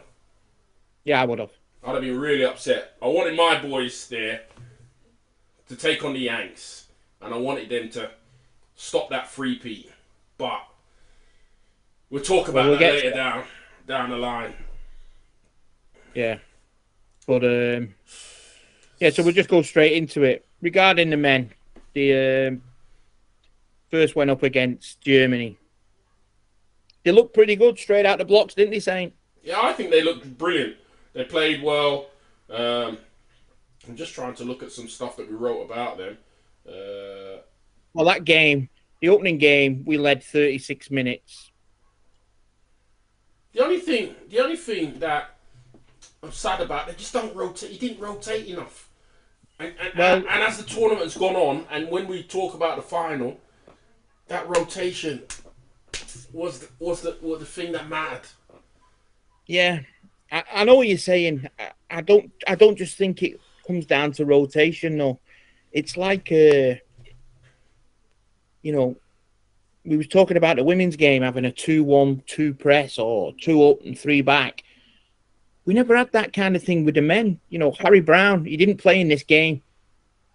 He didn't play. To be fair, he hasn't played a lot coming into Paris. Exactly. And he didn't play a lot in Paris. But, you know, his chair ethic, his chair work and that, he's a tough cookie to get past. No, I think we've totally lost. I think totally underused. Totally underused. Yeah. I think he's our Trayvon Jennifer. Because Jennifer's a tough cookie to get round. He's so tough to get in. And I think Harry Brown is exactly the same. But I believe they only had one unit. That's my belief when I'm watching it, and I've been watching it all summer. I've been watching it for over a year since the Worlds, and they've only got one unit because they never showed any other units. Never showed any other unit in the tournaments. They didn't have. And it's not this is you've got to look ahead to the bigger picture. So it's an unprecedented short Paralympics with 6 games for a gold medal. And we always knew the men was going to get to the gold medal game. Yeah, without doubt. So the rotation could have been to have the likes of Greg and Phil. They might not have been fatigued, but you go, it's like tennis elbow, innit? Or dart elbow, whatever they call it. You can get stale. Yeah. And I think the rotation would get them fresh.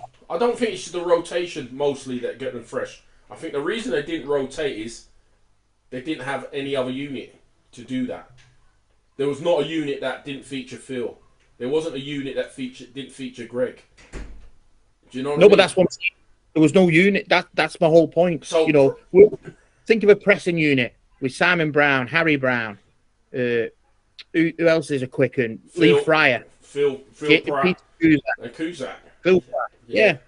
But the thing is, I think it's down to preparation, not having the proper preparation and having a rush preparation, if you know what I'm saying. It was a rust. Yeah. But I still think they had enough time to have rotation because they had plenty of tournaments. You know, I don't think the coaches looked at the World Championships and thought, we need to do something different. I think they just went to the Euros knowing they could win the Euros because nobody's going to challenge them.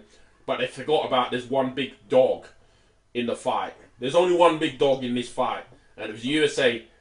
And they hadn't played them since the World Championships. Yeah, I know. And I mean, the other strange thing with the men, they had one weird schedule. Prime example, they played this opening game against Germany. Then there was 2 days off. Yeah, it was weird. It's weird, isn't it? They had 2 games off. So, it's not just that physical fatigue. It's that mental sharpness. But I think because yes, it is. But if they're not sharp, so certain players know they're going to play all the time. They never think they're going to get subbed. In our day and age, we never thought we was going to play it every time. Every time that horn went, you looked at the side to think, shit, is it me? They don't have that. Certain people don't have that. Yeah, true. They don't have that anymore. The competition for places is not there anymore. Because go on. Because you can see the competition for places are not there because they don't have no camps to have a competition. Well, that's got to be fixed. I'm sorry. I think that has to be. It's at camps where you find out your lineups. You find out for sure. And to me, if they're just for instance, if the coaches are only on 12-week contracts, make use of the 12 weeks. Have a 12-week run into the tournaments, including the tournaments, so you can prep properly, and then just get the weekends for playing matches. I think they made the big mistake they made is they never played USA for a whole year. Yeah, and that's strange because you look back at us in our time. We invited Canada over after Sydney. We played them in that test series around Stoke-on-Trent. Remember? Yeah. And then we'd always go to play America. But then the other one, once the Aussies got on top, it was always over there. Yeah, so we'd always play in a World Championship or Paralympic year. We'd definitely go to Australia, and we'd definitely go to America and play those teams so we could see what they're at. They didn't know what America was like because it will prove later on in the filming for what the coach says about a certain player. Now, come on. This guy was on fire. Yeah? But we'll get to that. We'll get to that. The Germany game, I thought was a good game. Really good game. A very good opener. Because usually in an opener against Germany, we haven't done very well. In London, we lost against them. I think in Rio, kind of the same sort of thing. But they put Germany to the sword. That's all I would say. They put Germany to the sword. It was a hell of a game. Yeah. To be honest, that game had, you know, a tip-top GB in form came out of the blocks, and it looked like Germany had the nerves of being on the big stage for the first 2 quarters. Yeah, it was really weird by Germany. Germany not usually that nervous, but obviously it's a new coach on the big stage. But you know, as we worked down the tournament, Germany ended up finishing strong. So maybe that was a good thing for them. Germany, they've done it a different way. Usually they beat us and don't come anywhere. This time they ended up with some silverware. Yeah. But then we had 2 days off, and then the next game was Canada. Now, this is where I don't get it. Any coach knows. Any coach, not just the coaches that are in charge of GB. You put any coach in charge of GB that was at the Paralympics. Put the American coach in, put the Aussie coach in. You know GB are going to beat Canada, no matter what. Yeah, easy. So the lineups should have been tested. We've had 2 days off after beating Germany. As you can see on the screen, there's the quarters. We scored 29 points in the first quarter. I mean, it was a blowout. This was the game where Simon Brown was absent. Don't know what the issue was, because he was absent for this game, and then he got a DNP in the next. But Simon Brown was missing. Second game, Pratt and Warburton both played 30-plus minutes in a game. Was it needed? We won by 30. We was never going to lose the game.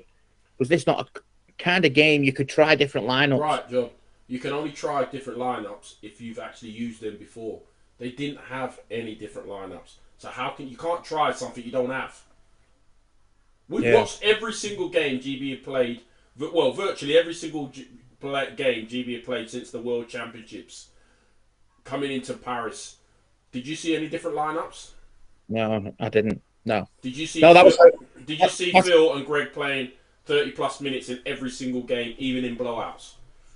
Yeah, it happened in Cologne 2 weeks prior to the Paralympics. It happened in the Spanish test tournament thing they had. Yeah. That's what I'm saying. But you can go further back. You can go all the way to the Europeans last year. Go to the Worlds. In the Worlds, yeah, exactly. Yeah. So they got through Canada. But they got through Canada, and to be honest, it was never in question. They never even lost the lead. They led the entire game. But, once again, this strange format, they had another day off straight after this. Yeah, it's weird, no game again. No game again, and then we go into the third game of the group, the last group game against France, which I was looking forward to because our man, the magician was there. Yeah. I was looking forward to that. Yeah. But I think, unfortunately, I think for France, this was too big a stage for them at this moment. I think they're just building something, and it just happened. Unfortunately, Paris came probably a year or two too soon for them. But he still had a hell of a tournament, magician. Yeah. And then, you know, we're touching plus 20 per quarter, more or less. Simon Brown didn't play. The three main, Phil Pratt, Warburton, Manning, 26-plus minutes in the 35-point win. Is it needed? No, that makes no sense. Because another game, we led the entire game. We never but you're gonna get where we're coming to when we get to the final. You'll get what we're talking about when we get to the final. So that was the last group game, yeah? So we move on to the French game would have been a classic example how to practice your press. Yeah, especially in that hostile environment, because it was hostile. It was hostile. It was. But yeah, so they played France, and then they had a back-to-back game. And this now was the quarterfinals against Australia. Yeah. I thought the Aussies played exactly how I thought they were going to play. They were going to try and rough them up, and they were going to hang in there. They're going to try and hang in there. And it was a decent game. To be fair, I thought it was a decent game.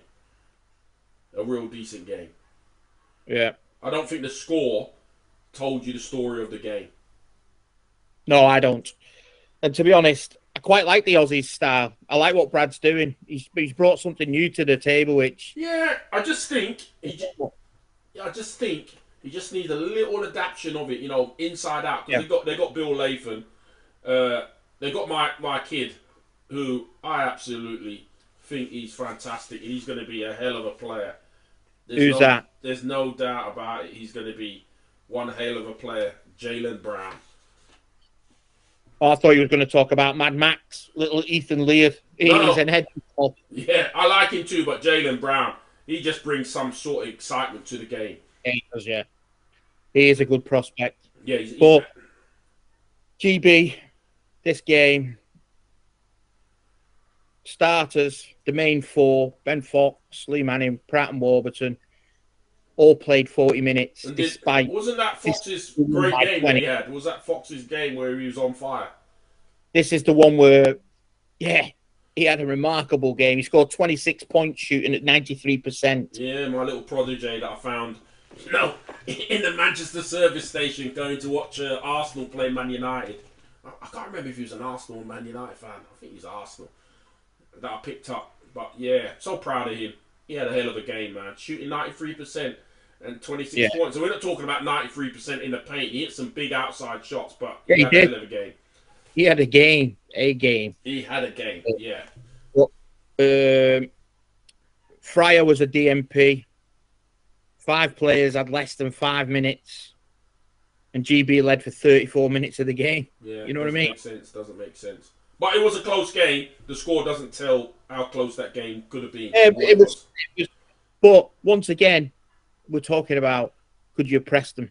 Yeah, could have. But different. The thing is, I think they're one for the future. I think come LA, Australia could be a real challenger. I actually like the system that Brad does. Yeah. The only the failure of it is you've got Tom O'Neill Thorne queuing for a 3. You've got Tristan. You've got all of them queuing him. No, but the problem, it could work if you had 2 different 3-point shooters each side. The problem you've got is Tom O'Neill Thorne can whip it out, no trouble. On the other side, Tristan Knowles, he has to stop his chair, put the handbrake on, put the pegs in front of his wheels so it doesn't roll, make sure his cushion's adjusted, and then he shoots a 3. It takes that long. Yeah, so that means that maybe on that side, with the Aussies, with Tristan's side, they need to be running some sort of pick and roll side. Yeah. Because, Thorne, he just lets it rip. But yeah, it was a decent game. And then we move on to the semi-finals. Well, we had another day off then. Yeah, it's all right, Dale. Keep him fresh. Third day off. But then we're in the semi against Germany. And to me, I didn't think Germany will trouble them. No, I didn't. Because I think Germany was so happy to get over the line. You know, imagine that. 7 Paralympic quarterfinals, they've never got over the line. And they managed to get over the line, which was a great job for the coach, a new coach. Germany played well. And I think they were just happy to be there because they played like they were happy to be there. Not like they wanted to win the game. No. But as you can see, we had a flat first quarter, made it interesting, the game in a way. 10, then 18, then 20, then 23. Lost the first quarter by 1. Lost it 10-11. Interesting fact, though, going into the final. Now, think of this. Ben Fox got 2 fouls in the first quarter of this semi-final. Yeah. Now, all I'm saying is go and watch the game and watch the adjustment to Ben Fox getting 2 fouls in the first quarter. Because, as you know, it happened again in the final. But we'll get to that. All the players played in that game, believe it or not. Pratt, Warburton and Manning, 30-plus points again. 5 players with less than 10. And GB led for 30 minutes of the game. It was a decent game, that, but we all knew it was destined. They were going to get troubled. And the others, obviously we get into the final GB, but like on the other side, like Canada, wow, what a surprise they were at the tournament. Yeah. A massive surprise. They were a huge surprise to get into the semi-final. Nobody would have told you that before this tournament started. But I just knew USA would have way too much for them. Yeah. Yeah, that was a huge shot. And you know what? I saw something on Facebook that I didn't keep it. I should have kept it so I could have put it on the screen. Think of it this way. Patrick Anderson, gold medal in Sydney, gold medal in Athens, silver in Beijing, gold in London. Then he had a sabbatical. Then he came back for Tokyo. And then here. Which Pat was the best you ever seen? See if we're on the same page. I thought he was pretty awesome in London. I thought he I've got to say London. Yeah, I thought he was decent in Beijing, but I think in London he was unbelievable. He was unstoppable in London. Yeah, he was. And I would say here in Paris there was flashes of that. There was flashes. Yeah, there was. Where he was just unbelievable, unreal. You know, quarterfinals to get into the semifinals. You know what I mean? It was unreal. But at 45, that's it. I think. Well, for me, I think that should be it. And we'll take a bow, Mr. Anderson. You are the GOAT. You are the GOAT. Yeah. There's no shadow about it. But you need to go now, and Mr. Anderson, and play your tingling, play your guitar or your piano or whatever you do. But just relax, man. You've earned it. Mr. the Tambourine Man. Ding, ding, ding.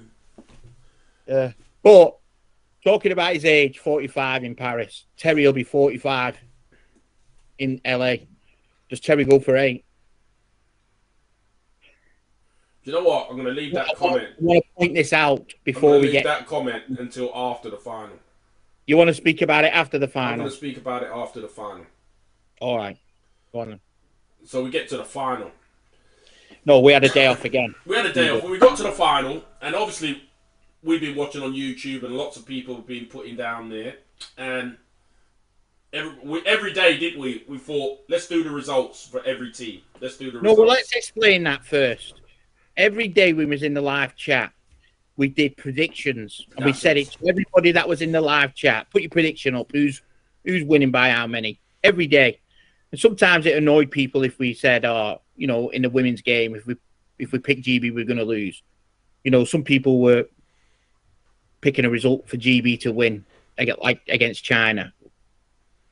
I'm going back to the women's game. But when it came down to the men's final, me and Saint were on the phone, and I said, what we're going to do, we're going to leave the public. So in the chat, we'll put a prediction that GB's going to win, just so the chat is not people having a go at us because we're against GB. Because we wasn't against GB. I wanted them to win, but I'm just realistic. So we both WhatsApped each other at the same time what we think the result will be of this men's final. That's it. You can see it now on the screen. The one in the black is Cinny's, and the one in the green is mine. Cinny put USA by 10. I put USA by 7. That was our study of the game before even tip off. And it wasn't a dig at the men. No, for sure not. I wanted them to bring that shit home. You know what? If there's anyone in the whole wide world that I didn't want to go 3 in a row, it was them Yanks. It was them. I didn't want them because we always had some, you know, friendly rivalry with those. I didn't want them, but I just knew it. But I don't want to upset other people saying that we support them. We don't support them. We're just realists. We're like journalists. We understand the game. Yeah. And that's why we chose what we did. And it proved we were right. Yeah. So we lost the final by 4. But we lost the world. Yeah. But I think we lost the world close. But I think we lost the final in the first quarter for not making changes. I think we did. There's the reason for that was after Ben got his second, he should have been Ben out Fox there. got 2 fouls in the first 43 seconds. He should have been out of there. Exactly. He should have been out of there, and the coach said, "Listen, I'm going to get you back in the second, but you can't give up another foul." No, now, but you remember this. So we spoke about against Germany. He got 2 fouls in the first quarter. What was plan B? Well, what was plan B in this? He got 2 fouls in the first 43 seconds. Plan B was Peter Kuzak. That's it. We're talking about a debutant. The youngster, way out of his depth. Way out exactly. Of his depth. Unfortunately, he was way out of his depth. He was like a rabbit in headlights, and it's not his fault. Because he's never been put in that position before. Because they've never tried it before. If he'd have had more court time in Cologne, if he'd have had more court time in April in the Spanish test and all that, he might have been okay in the final. But I'm not saying he did. But what role did he have when he came in? He didn't have Exactly. the same role as Ben did. So that upset everything in the team. And the other thing that is, Ben comes back in and fouls straight away. And the coach didn't bring him out. And then he had his fourth, which was totally ridiculous. Trayvon Jonathan makes a great pick. He's going to the basket. Just let him have it. You just got a fourth. Yeah. You know you're in foul trouble. You're in foul trouble. You're on the third. Just let him have it. It's not going to make any difference. It's 2 points. He knew Trayvon was a wise old veteran there. He knew Ben was coming at him. He waited for the contact, a little dive, made the shot, put the shot up. That's his fourth. Yep. Yep. And despite it being a close game, you know, it was there for the win. To be honest, it was there to be won. But I don't think it was a close game, John. To be fair, I don't think it was a close game. It got back in 2 minutes because Serio fouled out too. But I don't think it was a close game. That's my opinion. No, what I mean by a close game is, on paper, that should have been a close game. Yeah, there's nothing between them. But what happened was the Americans got in front and took away because of the Fox foul situation and no plan B. So we was chasing the game then. Yeah. The other is when you're going to show this clip. Not yet. You know, I'm going to talk about it just quickly. Serio had the game of his life. He had a proper all-star performance. Absolutely fantastic. I.W.B.F. have voted, haven't they? You would have seen it by now. Yeah, it's up on. Yeah.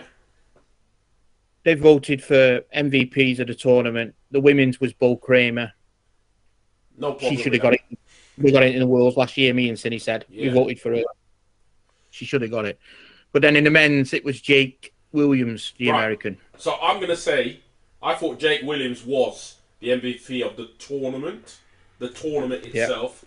But you got to go with the MVP, finals MVP. And there's only one candidate. If he's not there, GB win the gold medal. Bring the gold home. And who's that? Steve Serio. What a performance. What a performance. Let's do the clip, shall we? Now you've mentioned his name. Yeah. Steve Serio. So, let's have a look at this clip. This is the GB timeout.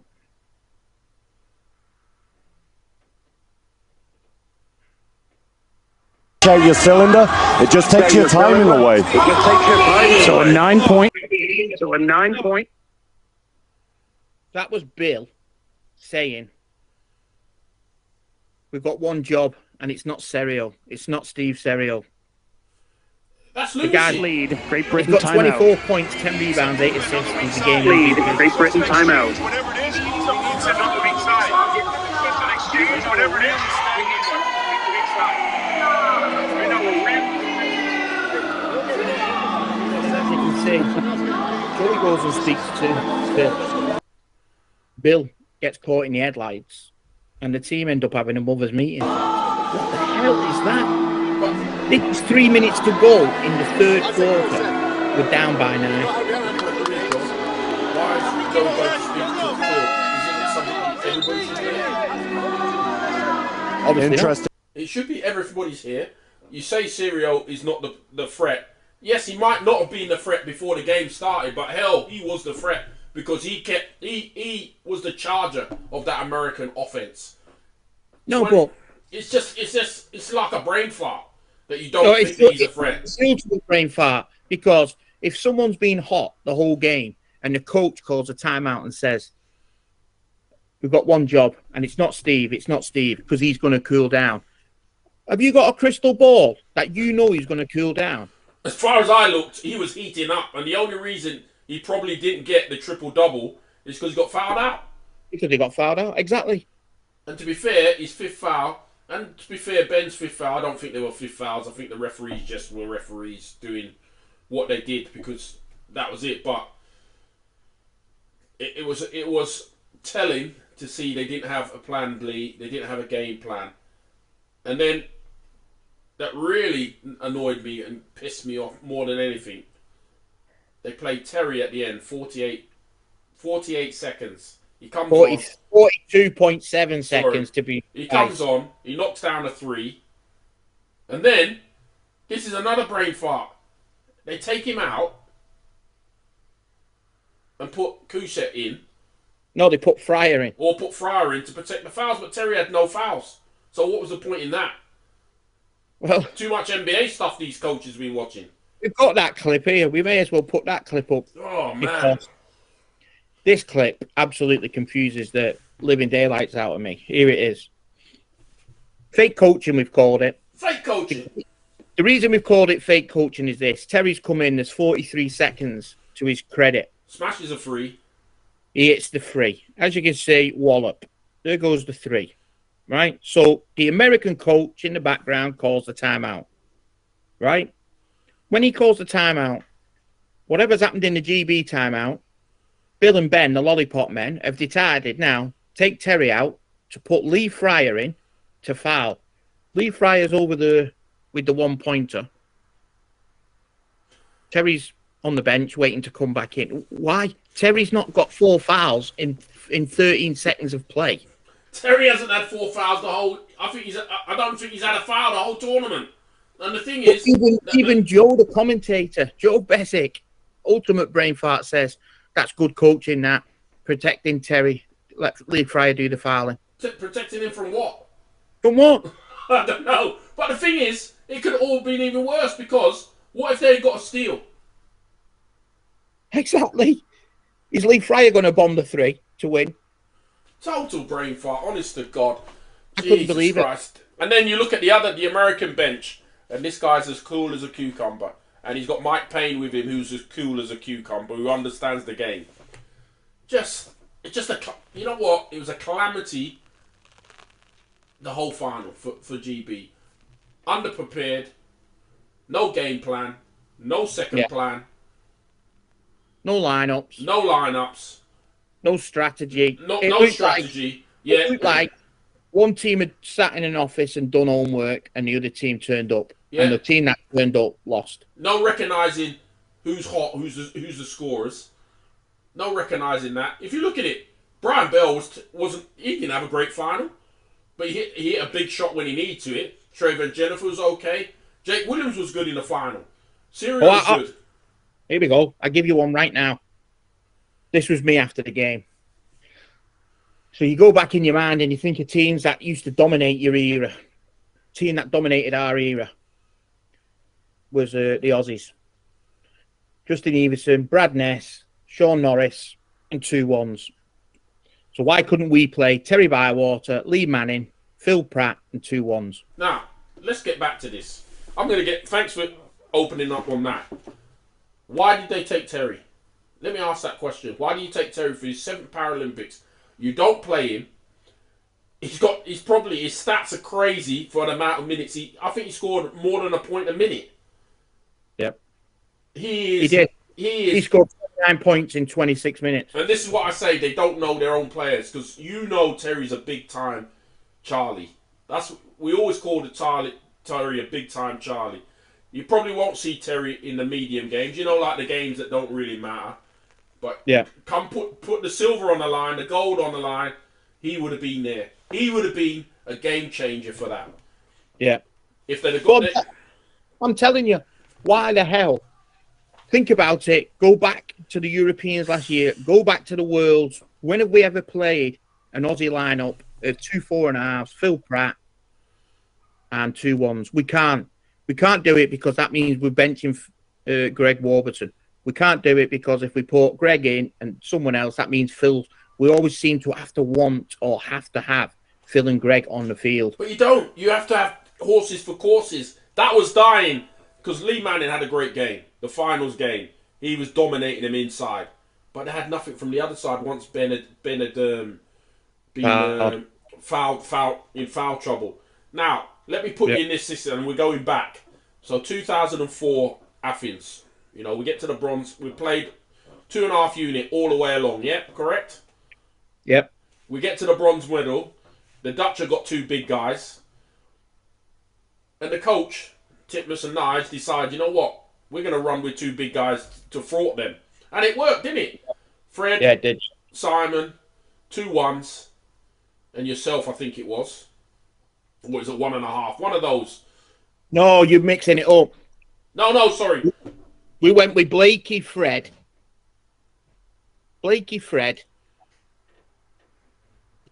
Simon, me, and a 1, I think. Yeah. Well, anyway, we'd done something that we hadn't done in the whole tournament, but we'd had practiced that months ago. They should have changed. Yeah. Should have got Terry into that game. By hook or crook, got Terry into that No, game. but you remember about the lineup you're talking about, where we played 3 bigs and used Blakey as a big with Fred and Simon. That lineup was found in Toronto in our pre-prep. Yeah, but that's what I'm saying. It wasn't. What I'm saying is, it wasn't a lineup that we didn't know worked. It was a lineup we knew worked because we'd already practiced it. Now they chickened out because I've never seen them play Lee and Terry together because they always want to have Greg and Phil on. And Greg and Phil are great players, but sometimes you need to make the opposition look at something different. What would the Yanks have done having to deal with that? Yeah. And then coming to, we're going to come to the player reviews in a minute, and you're going to find a stat that's so outstanding.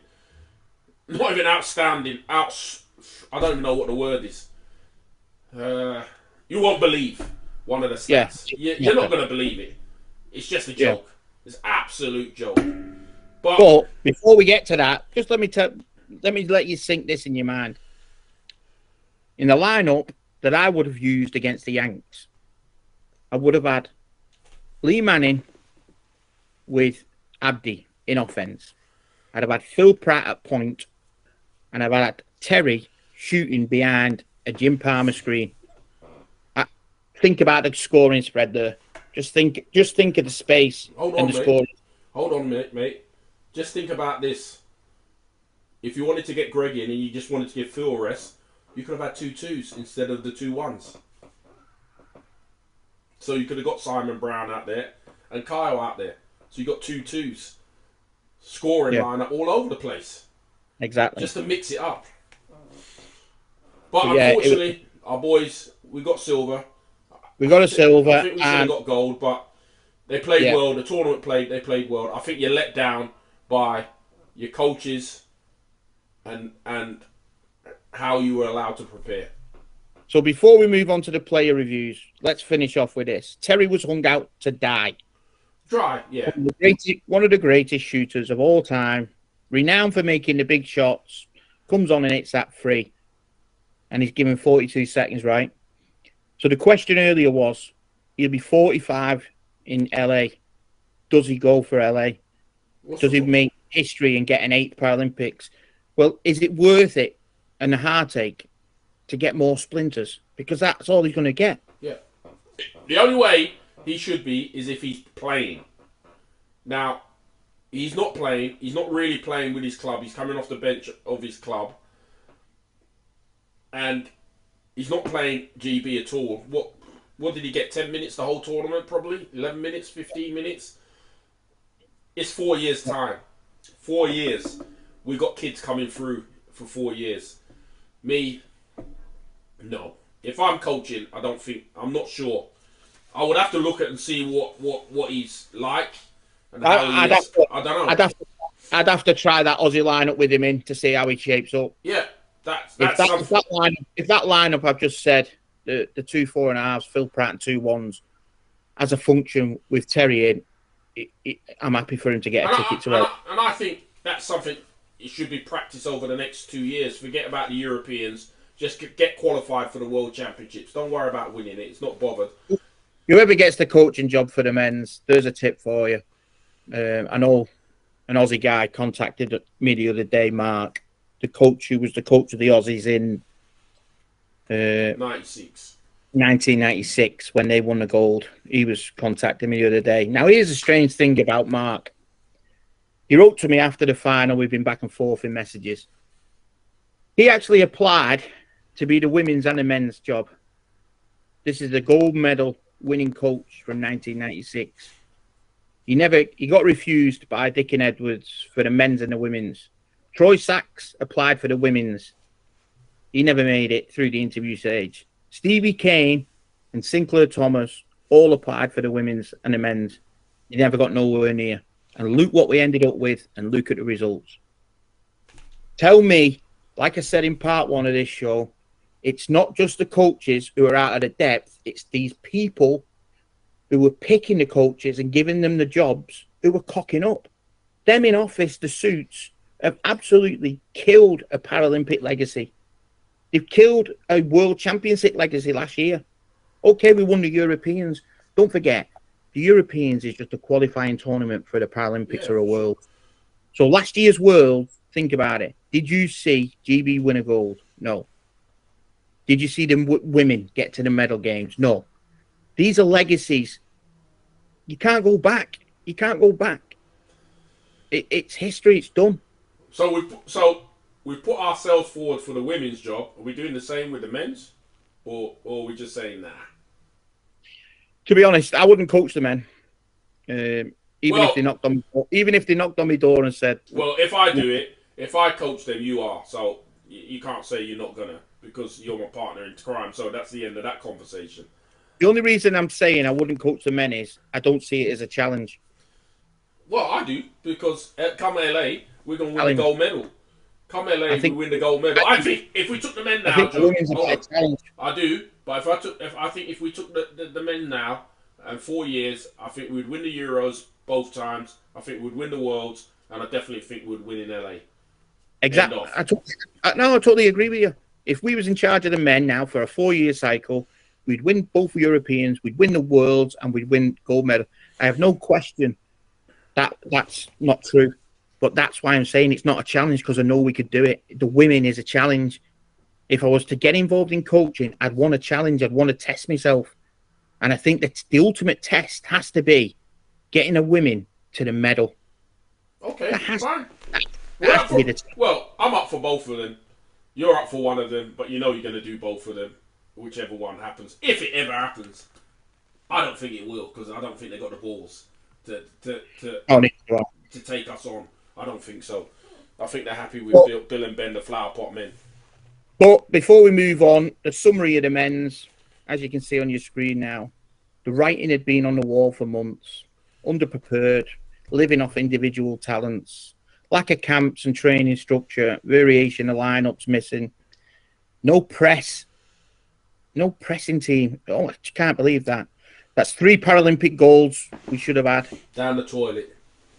3 Paralympic coaches failed. But, John, failed. hold Tokyo, on. 5, now this. But at least in Paris they had a coach. And they didn't have one of the players coaching. So they're moving forward. Association failed them. Again. Yeah, they did. As they put all the prep into the women. And that backfired on them. Terry Bywater played 26 minutes of the tournament and scored 29 points. But hold on, let's go through the reviews of the players, because you know you're jumping ahead. Oh, you want to go to the? Yeah, let's go through a quick review of them. So okay, first number 0. I don't understand all these different numbers now that the people. I thought it was just Leah Fry. I thought he had a decent tournament. Good start for him. I like him on his Paralympic journey. I just think I've got time for Lee Fry. I watched him in Mercia all season because their games are online. I just think he needs a role. He needs to know his role, what he's there to do. He's sometimes like a headless chicken. He's got that much energy. He needs control, but he needs someone take him under his arm. He needs an idol, someone to learn off, base his game on. For a great prospect, unbelievable. I think he's a brilliant prospect. Next one, Simon Brown, 42 minutes and took 2 shots in this tournament. He had 2 DMPs, but in 4 games, he played 42 minutes and had 2 shots. I just don't know what role they've got for him in the team. But that's what I mean. What is the roles? What's the lineup? I don't really know what role he is. Is he a point guard? Is he there for pressing? What I see of him, all he is just a screener. And I think it's totally wasted for him. Totally wasted for him. Next one, Kyle Marsh. An hour and 26 minutes, scored 29 points, played in all 6 games. You know, he's picked for a shoot. His main role in the team is a shooter. But he had a really below tournament for shooting-wise. I thought he had a good game, I think. Germany, I think, was the German game. He had a decent game. At the opening game, he scored 10 points. And then he had 9 against France. And then he had 8 against Australia. But I think the final, I think it was a little bit above his pay grade for me. But he doesn't know his role either. We're talking about 3 games he had nearly double figures. 10 points against Germany, 9 against France, and 8 against Aussies. Them's the 3 games where we've won by 20 or 30 points. Yeah. He still only shot 34%. Yeah, I don't think he knows his role. I'm not sure there's a role for him. Yeah. Then we got Terry Bywater, 26 minutes. 29 that points. 26 minutes, actually, is spread between 6 games because on record, he entered the court on all 6 games. That's disgusting. 26 minutes in 6 games. But he had 29 points. But he's shooting at 80%, and from the 3-point line, he's shooting at 40%. Coaches, are you dumb? Are you not looking at these stats? Do you know what he can do? Unbelievable. To have a talent like that. We said it in Cologne 3 weeks before this tournament. We said, why is Terry not being used? People in the line are saying the same thing. It's like Canada having Patrick Anderson on their bench and not using him at all. Well, you might as well not have brought Terry. You might as well have brought somebody else to sit there and watch. One of the youngsters that could have sit and watch the game. That is the worst part of it. Terry is a match winner. He could have won us that gold medal. 100% he could have. Harry Brown played 35 minutes for 6 games in the tournament. He played 4 of the 6, yeah. Don't know his role. I don't think he knows his role. We know like Harry and Simon could have been a great pressing unit because they are like rats up a drain pipe. They just don't give the players no rest. Well, think about it this way. Let's just go back to the final. Harry Brown just shadow Steve Serial. Forget what the coach has said that he's going to cool down. Go and make him sweat. Don't make him cool down. Shoot his arms off him. Look at his age. Go and press him, Harry. That's what I'd have done. Simon Brown they could have done 1 each. Make them work. I don't think they will work. They just came down in offense. They didn't really work. Yeah. So we moved to Greg Warburton. I thought he had a really good tournament. You've missed Abdi. Have I missed Abdi? My fault. We missed Abdi. 56 minutes, 22 points. Totally underused. Underused. You have got a premier shooter, a premier all-star shooter in your team. He's a decent defender. And he managed to watch more of the game. I think he watched about as much of the game as we did. Well, I'll make it really easy for the viewers to understand this, right? And this is how I used to think when I was a player. When you play for GB at a Paralympics, when you look at the other team, if you was representing that nation, would you make it to their 12 or would you make it into their starting 5, right? That's how I used to always think. Where am I at with my game? Would I make it into their team? Would I make it into their starting 5? Right? Abdi Jammer, answer this question, Saint. Would he be in all 8 teams? Hold on. Let me ask. I'll give you the answer. He will not only be in all the 8 teams, but he'd be in the starting 5 of every team. He would be in the starting 5 of the US team because he would have took the pressure off the others. Exactly. It's madness. It's madness. Absolute wasted his talent. Wasted his time. Wasted his talent. Come on. Yep. So that's 2 players that you've wasted. Yep, so far. Just remember that, so far. Terry and Abdi, so far. So then we're on to Greg. Played a total of 3 hours and 36 minutes. He was our 2nd highest used player, most minutes. Scored the most points in the tournament. I thought he had a hell of a tournament. But The problem But it was was, expected. which was expected, but I thought he was a great player. You know, I know he's a great player because like I've seen him from the start, coaching him at the start. I thought he had a hell of a tournament, but we were talking before. We knew what USA were going to do. We knew USA were going to make him come up the lane, not down the lane, so he could square up. And that's what made it difficult for him in the final. Yeah. They've done their own work. Yeah, for sure. You look at the where they jumped out on Greg. They prepped it all. It was all. They prepped it for him to force him up the lane, not down. Yeah. Other teams, come. Basically, they jump from the bottom to make him go up, so he couldn't square up to get that shot off. But I think he had a hell of a tournament. My concern is this. If you take Greg and his 124 points and 3.5 hours out of that tournament, do we make the final? No. Right.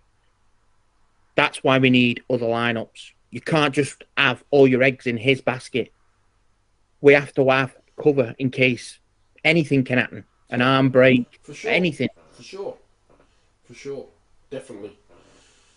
Then we got Lee Manning, a.k.a. Lethal. I thought he had a poor tournament, but he had a hell of a final. And I can't ask for any more than that. I thought he had for some reason, something clicked in that final. Something clicked for him in that final. Where he was in the paint, he was causing problems.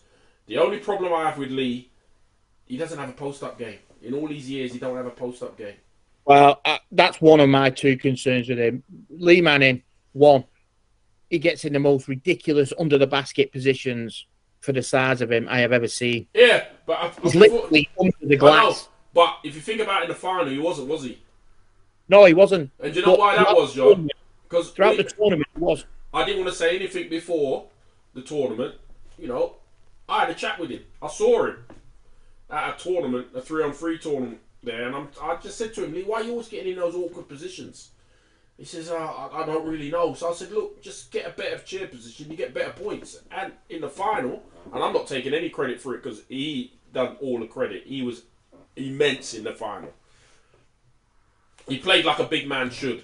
But if you had that chat with him before the tournament, I guess it only registered with him in the final because prior to the final... Yeah, I know. If there's a no-man land under the basket, he's constantly in it. Yeah. He's constantly in it. That was one thing that annoyed me. The other, if he had that edge of the key post-up shot... He would never be in no man's land, would he? No, but they'd have to adjust for him. Yeah. Because he was, I would say, 90% of his minutes, he screens.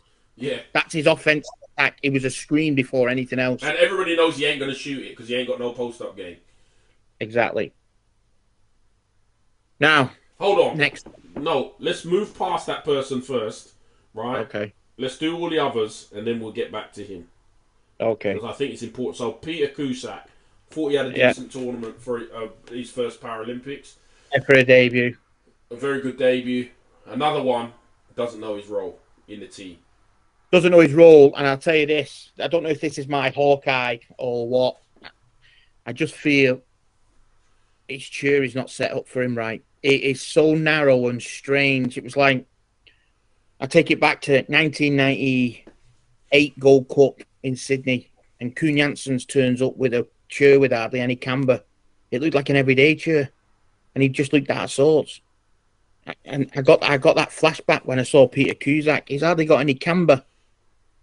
I don't know what it was. His chair setup, I think, needs addressing. Yeah, I think he could sit a little bit lower, make the chair a bit more wider, and a bit more camber on it. Well, quite a bit more camber on it would help him. Because everything's so narrow, people can get to him. It's hard to address. It's hard to address what role he had in GB because I don't know what role he had. I don't know if he was forward, high guard. I don't know. Well, and then we got Ben Fox. Yeah. I thought he had a hell of a tournament, but I think the final just got to him a bit too much because he was like a rabbit in the headlights in the first 2 minutes of that game. And I think that was one of the causes. Not the major cause, but that was one of the causes of them losing the final because they didn't have no backup. Yeah, I'd agree. They adjusted things that they didn't know how to adjust. He showed his worth in that quarter-final against the Yeah, Aussies. for sure. He's got an inside-outside game, bang on, 93% shoot. Do you know what I love about him? You could see he's worked on his outside shot, because if you remember the Euros and the Worlds, those shots he wasn't making. He was clanging them. But he's worked hard. He's getting himself a nice little outside shot. He's a good pick and roll man. He's a good finisher. He's a really good finisher. But I think he just needs to relax, be more calmer when he's playing. You know, read the situation of the game. You know, I think it was more points than what he gave. He had 2 hours and 8 minutes to his credit and had 59 points. I reckon he could easily be a 90-point a game in 6 games. Easy. For sure. He just needs to have a calmer head. And obviously, I think this will do him the world of good, because he knew he messed up in the final. Yeah. And he won't mind me saying it. He knew he messed up. He just needs to be a little bit more calmer. You know, you picked up an early foul, 40-odd seconds. Then you picked up a second one. You're in trouble then. No. Let's get that right. He picked 2 fouls up in the first 43 seconds. And that's what I mean. In the first quarter. Yeah. He got his 3rd foul at 6 minutes to go in the 6 minutes gone in the first quarter. He shouldn't have been left out. No, and the coaches left him out. He shouldn't have been back in the game. I want to put him back in the game until probably the end of the second, depending on how the game was going. The end of the second, maybe the third. But I'd have definitely told him straight away, if you pick up that 3rd foul, you're getting splinters. I'm jacking you. And that gets it in his mind. But they never said nothing to him. You could see that, you know. Yeah. And then we got Captain Phil Pratt. 3 hours and 30 minutes, all 6 games. He delivered 70 points, but 89 assists. I mean, his assists is unbelievable. But I think, John, we've seen that all year. We've seen that all year at Albacete. We've seen that. But I think we've seen. I think he could have had probably 130, between 100 and 130 points. He turns down far too many shots. They needed him to be a leader in that final, and there was a couple of situations where that was his shot, and he was looking to pass. He went in the first half. I think he almost hit back-to-back threes. In the first quarter, and then he went missing threes, and then he went missing for about 5 minutes. And when you're not a high octane power scoring, he left all the scoring to Greg. He needs to chip in and make that score. Like, you remember the first play of the game, he had a layup, and because he was thinking about passing, he missed the layup. The layup, yeah. He could easily get 130. I'm telling you, I think he could be the best player in the world for the next 4 years, without a shadow of a doubt. I think he could. I think he could have been even better than Anderson. I think he's that good, but I just don't think. I think the only thing that's missing from his game is, 1, being able to take control of it, knowing when to take over, and 2, understanding that point guard role more. I don't think he actually understands the point guard role. You can see it when he dribbles up in straight lines instead of going across. It's a clinical thing. Van der Lindens and all them, they went across. They never went straight down. I don't think he's got the killer instinct. Yeah. Because when you've got the killer instinct, you know when to take over a game. You know when to take over a game. And I'll give you an instance. It's way back. They probably never watched this. 1996, Australia, Sachs. GB were coasting. And then Sachs said, I'm not having this. This is no way I'm having this. He took the game over. Yeah. Well, you see, that's another thing about the final. That's another thing. GB have always, in history, lost a final to an individual. In 96, Troy scores a world record to get a gold medal. In 2002, the Gold Cup, Paul Schulte wins an MVP for his effort against Canada in the semi, and then the threes and everything against us in the final. It's always been a history. I never seen once a superstar in the American team here that could beat us. No. Like, don't get me wrong. I thought Serio had a great final. He was unbelievable, but he wasn't that unbelievable where he took over the game. He just done what he did. And I think, for me, Phil Pratt should look at Serial, the likes of Serial, Mike Payne, where they can take games over, get it by the scruff of the neck. And it was asking for him to do that in that game. It was asking him to do that. And is it out of his comfort zone? Maybe. Are the coaches getting him out of his comfort zone? I don't think so. I don't think so. I think everything's too easy for him there. He doesn't have nobody pushing him, pressuring, rising him to make, no one's shouting at him to make those shots. It's not just the challenge. It's the education as well. He played that final like he played the Champions Cup final. It was the same Phil Pratt, but it's a different style. You're in a different team. You're with GB. He should have had a different kind of mentality. Yeah, totally. His mentality is, you know what? If I'm going to lose this gold medal, I'm going to lose it. Yeah, I'm going to lose it. I'm going to put this team on my shoulders and we're going to go and win that game. But he didn't. He went missing for quite a way in the game. He had a great tournament, don't get me wrong, but I think he could be the world's best. Yeah, I do. That totally we've ever seen. That we've ever seen. And I mean that. And I've seen a lot of great players, but I think he's got everything that will make him the world's best. Well then, here we go. You're up, Saint. You wanted to save this one till last.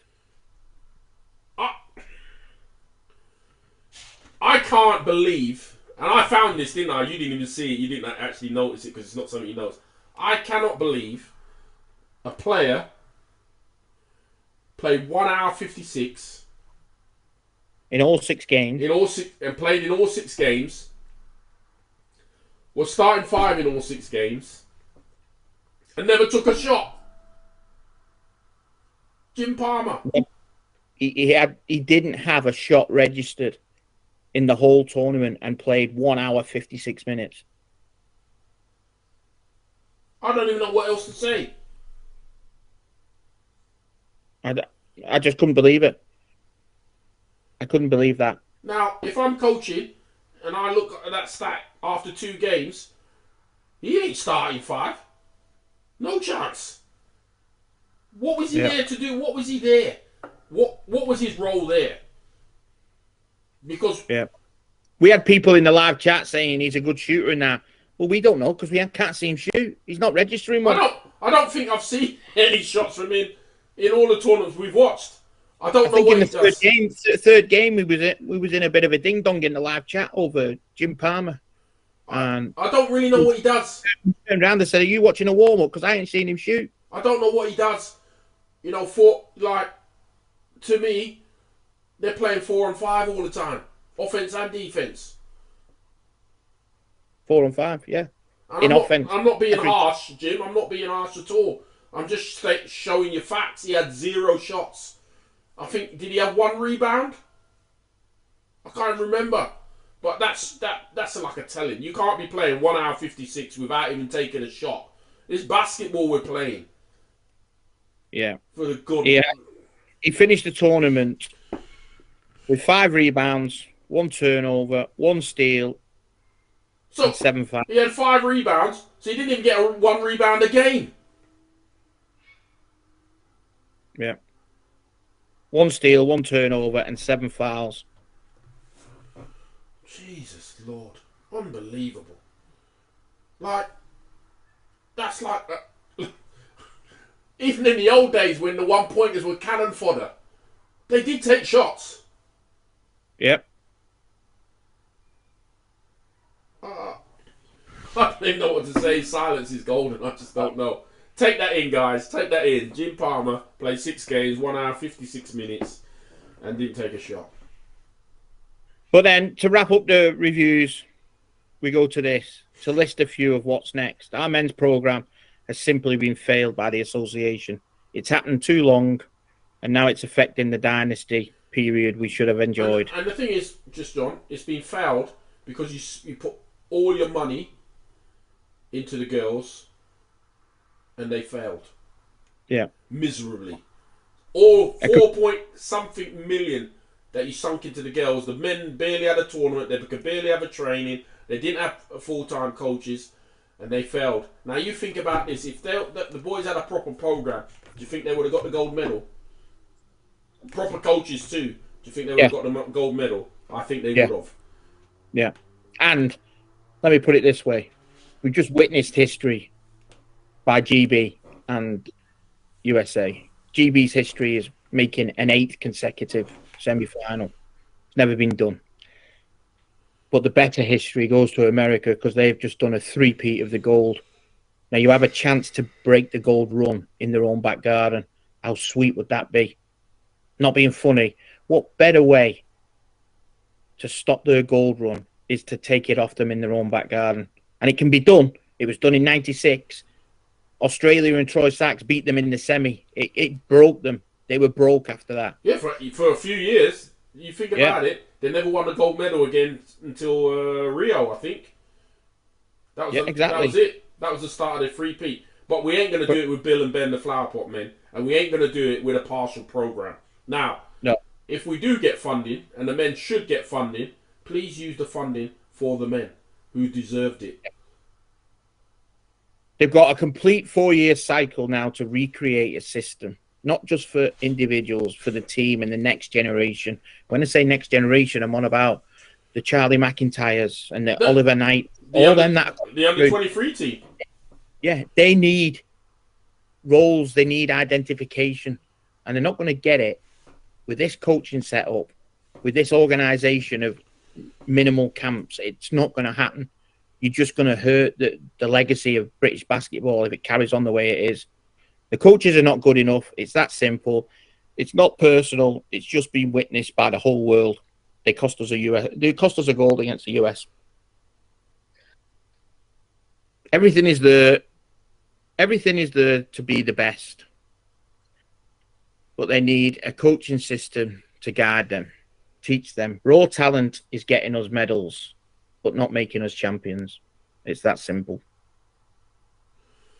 Well, that's a wrap, lad. No, it's not. Yeah, I know it's not a wrap, but that's a wrap on the player thing.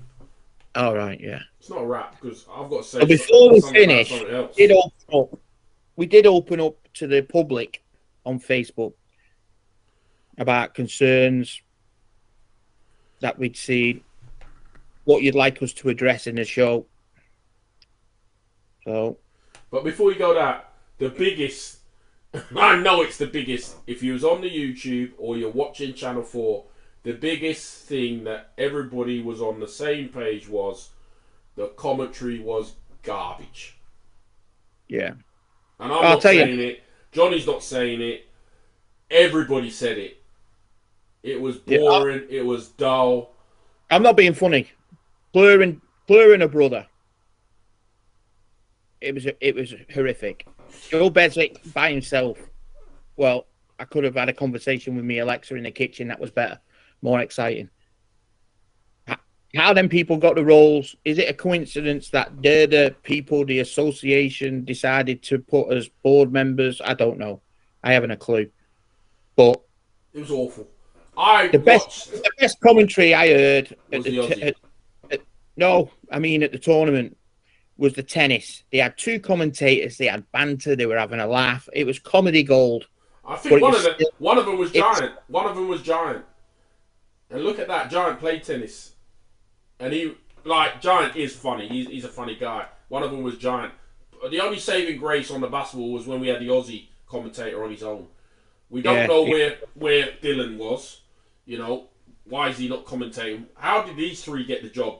I had to watch the games in silence. And if you don't believe us, everybody who was on that YouTube would say exactly the same.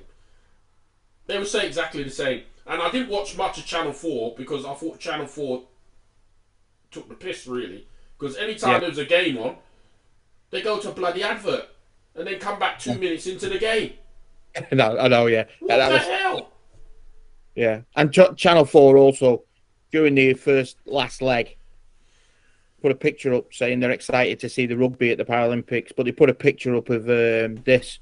That's the rugby league. That's nothing to do with Paralympic rugby. Why they put that picture up on the last leg, I'll never know. You know, Anyway, I would say Channel 4 done great coverage of all the sports, but they should have just taken a leaf out of Discovery. no, it was damp at the opening ceremony. Pat Anderson carried the flag. They never mentioned him as the greatest of all time. They didn't even say his real name, his proper name. Patrick Sanderson, they said. Sanderson or something like that. Yeah, it was that. Yeah. But what I'm saying is, when you were Discovery were brilliant. They had no adverts, no nothing. They just had the raw footage of them. Yeah. Channel 4, listen to me. You can't have adverts while the games are going on. Just play it. You got time. Have an advert like in America. They have an advert when it's timeouts. Have an advert then. And then don't show 3/4 of the game and then piss off to something else. For goodness sake. And choose please choose your commentators better. And your presenters. Oh yeah. You've got Addy and Gaz who are doing it every now and again. You've got Claire Balding in the studio, who's as dry as lettuce, 4 years old. Boring. What's she got to do with Paralympic sport? Her co-commentator is an ex-actress of EastEnders. What's her Paralympic legacy? I couldn't get it. I would have liked to see. I think Addy and Gaz would have been great on the commentary for basketball because they had. I think we'd have been better. No, but I think they would have had good banter with what they've got. I think we could probably do a good job. I did like Dylan when he was at. You remember the Clone tournament when he had Gabe giving him some stick? That was really good. I think we need to have a chance at something like this. I don't know. Let's anybody who wants a commentary, we're available. Anyway, enough. But Channel 4, you've done a great job. You actually showed it, which is fair enough. All right. So then the first questions. First one, Sue Conroy, Peel. Do you think the new format worked? Will and should they stick with the reduced teams for 2028? You want me to answer? You can go with that one. I don't think the format worked because basically the group games were a waste of time. I do think they should extend it to 2 more teams minimum, so 10 teams minimum. I understand the girls have got 8 because the girls have always had 8, and I think that's about right for the girls because until the world gets better. But they could go to 10, but definitely the men should be 10. You've got to have some sort of jeopardy in the group games. Yeah, so then I agree with that. You've got to have 10. You've got to have that jeopardy. You've got to have that, you might not make the quarterfinal. You've got to have that bit of pressure. Yeah. So then next one was Ian Laker that kind of answered Sue's. He put, I'm okay with the new format as made for close games, but in the old format, there are easier games. Maybe boring, but those gave coaches opportunities to use other lineups and get players court time, especially rookies. Well, yeah, in a way, that's right. But at the same time, teams like us, we had opportunities to make other lineups, but we didn't have the lineup. I know, but if you think about it, John, this is easier way of giving rookies a chance because none of the group games really matter because you're going to be in the quarterfinals anyway. It's just about position. Yeah. So it doesn't really make any difference. Yeah. And I think they just done it because they didn't want to use 2 venues. That's the reason they cut it to 8 teams each. But I didn't understand there's too many days off. So that means where you could have had 2 extra teams and you don't have those days off. But when there was 12 teams, you didn't have a day off throughout the groups. Then you got a day off after the groups. And then you got a day off after the semi. That was it. Yeah. Yeah. GB had 4 days off in between 6 games. Yeah. Jason Kennedy said, I find it very strange seeing committee meetings at timeouts. One voice should be the coach. Well, all I'm going to say is... It did happen a lot. It did happen. It was a committee meeting, but take a look at China. Take a look at USA. USA have got world beaters in there. And the only person that spoke was the coach. Look where they are. The Dutch are the same. Yeah, the Dutch, the Chinese, Dutch women and Chinese women set the standard. The Dutch women, the American men and women, none of them spoke. Ours was like a committee meeting. I was waiting for Alf Garnett to turn up and sit in the middle. Do you know what I mean? Yeah. And the China, nobody spoke. Yeah. Then we've got Danny Higgins said, I'm not one for slating someone's coaching methods. It's one of the hardest roles in the sport. But in the biggest match in the world, on the biggest stage of the world, I expected more variety from those in charge. Going with the same lineups despite players being fouled out seemed like a mistake. I would like more to make coaching third division. We had the squad depth. I feel the boys who have worked tirelessly to get there after so many years, luckily enough to have trained with some of them over the years, but I feel they've been slightly let down. But hey, this is why I don't coach. Too much stress. Well, I don't think it's stress, but if you looked at our two coaches for the men's, I thought they were watching TV. They might as well have sat and watched TV with me and you. Yeah, but their armchair was so comfortable, it's unbelievable. No, but once again, that's someone else pointing out there was no variety, no different lineups. Exactly what we've said in the show. Graham Lambert said the difference in approaches from coaches and benches across different countries was interesting and picked up by people in the chat on the commentary. Some benches were sat entirely separate. Well, we spotted this, didn't we, Shane? Yeah, but we know that because the team is fractured. When you sit like that, you're fractured. There was a divide on certain benches. There was like union meetings on benches. No one was sat near the coaching. You couldn't have that in our day. No, you couldn't have it. It's not that you couldn't have it in our day. You didn't want it because fracture kills the team morale. Yeah. He went on to say, some were sat next to each other. Some benches were quiet. Some were very vocal. Some timeouts, the coach would talk and for the whole time out. And some, the coach would barely speak and let the experienced players say what they saw on the floor. I suppose it's horses for courses and what works for you. But I'd be interested to hear your take on it and perhaps particularly how the approaches from the GB coaches did or didn't work. Well, it didn't work. It was a mother's meeting. It was a mother's meeting. Like, I've coached at that highest level, and I was always one that I talk first. When I finish, then the players, if they need to say something, they say something, but they say something to everybody. It's not like a whisper in your ear, hey, guess what? That's nonsense, that is. You know, like Joey going up to Phil and whispering in his ear.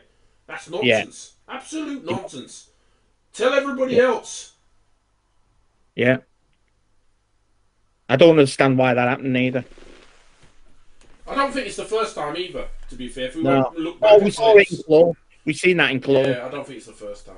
Well, it's actually good to see him get off his seat, to be fair. Yeah. Jason Kennedy said, the very obvious question is why didn't the coaches run different lineups in the final? I'm no expert, and I appreciate that it's easy during the intensity of a game, particularly the Paralympic final. But what I would have tried Terry and Lee together with Abdi, Jim, and a mid. Surprise, surprise. Surprise, we said that. We've covered. I also would have been throwing on the fastest lineup I have, definitely including Harry. Something else we've said here. He's the biggest pain in the backside. Well, that's what we've said about Harry. He could have been a pain. He could have upset the apple cart. Yeah, I know he picked fouls, but go and use his 5 fouls. Yeah, we've done that. I believe... I've lost where I'm up to. I also wasn't aware of rookies didn't get much court time in the preparation games and that GB didn't face USA in any. I believe this is a flaw. That's why we're here, Jason. That's why we're here, because we know everything. We watch all the games wherever they are around the world. We're on it. I think some players could have been more of a scoring threat. Learn that if they get a certain spot, it's automatic. Well, we spoke about that. That's the hot spots. Yeah. We did that in the coaching clinic we put up in season 2. You've got to have a hot spot. Every player has to have a hot spot. A few made baskets and it would have been a so very different story. Oh, I'm making your effing free throws. Full-time players should not be missing layups and free throws. There is no excuse at that level. I think that was at the girls. I think that comment probably is. And I think he's absolutely right to say that. Correct. A free throw, it's free. Yeah. Just score it.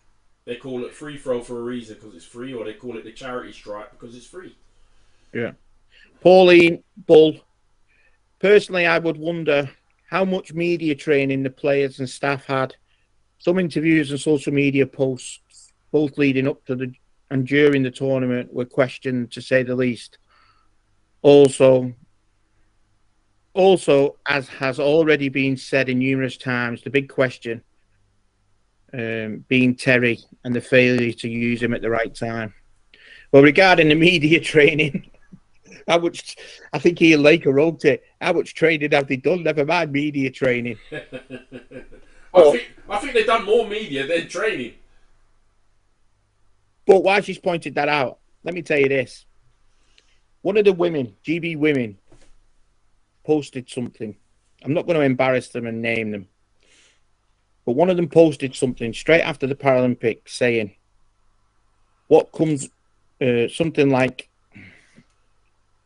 the next best thing to a medal game, holding up a glass of champagne. Well, I'm not being funny. You never got to a medal game. So how can a bevy or a drink of champagne be the next best thing to a medal game? That's disgusting.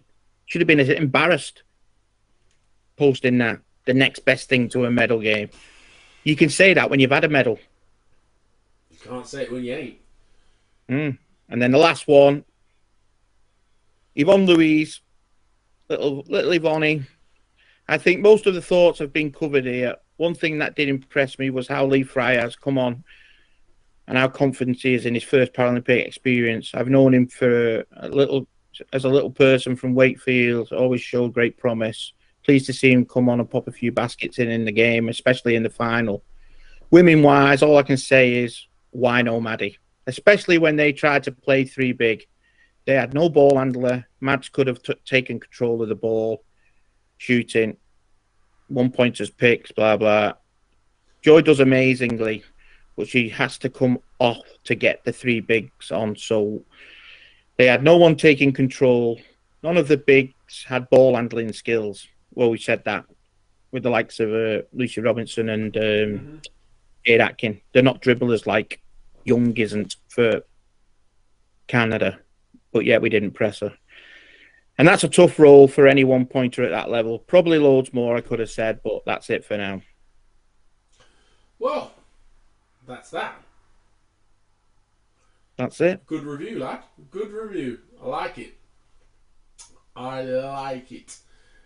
I absolutely love it. So, what have we got next, Sir John? Our last part of our Paralympic Paris special. Well, to finish off with, you know, sometimes we put quotes up and sometimes we do other things. Have a look at this. This is a post by Carl Lewis after the cock-up during the Olympics and the 4x4. Carl Lewis wrote this. It is time to blow up the system. This continues to be completely unacceptable. It is clear that everyone at USATF is more concerned with relationships than winning.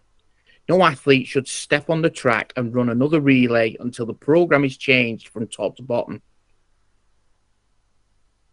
Do you think the world listened when he said that? Oh, they listened.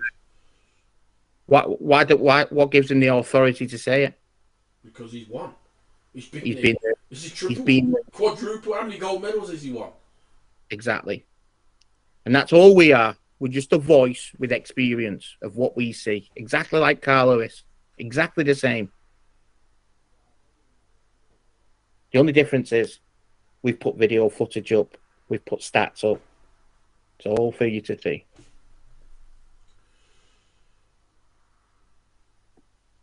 That, my friend, is merci beaucoup from Paris. Hey, lad. That was me Del Boy, that lad. Monster. I am so excited for season 3. How fresh it's gonna look. We got the merch. We're gonna have some merch to go with it.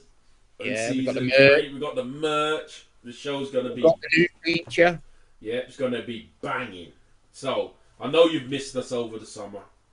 I know you've missed us over the summer. But we will soon be back. Enjoy this show. Wait. What? There's one more thing. We've got 4 big interviews coming up. Oh, yeah. Oh, yeah. 2 deep, deep legends of the game going back in time. We've got a gold medalist. We've got a gold We've medalist. got a gold medalist getting interviewed. A recent gold medalist. A very recent gold medalist. So And- recent, it was only a couple of weeks ago. Yeah. Gold And medalist. we are going to kick a shitstorm up with IPC and IWBF because we are going to do a Paralympic wheelchair basketball classification complete farce show. It's been there now. Correct. We witnessed it last year in the Worlds, in the Europeans. We just witnessed it at its worst in this Paralympics, considering the Paralympics may have not been here because of the classification fiasco. So what better way to get this system fixed once and for all? We're going to put the evidence up. Some people are not going to like it. Some people are going to bitch. If you have any concerns, we do have a complaints department. The pigeon nest is open at the back. Put it in the pigeon, send it. We'll deal with it. And that is your Paralympic special. Merci beaucoup. Au revoir. Au revoir. See you in LA 2028.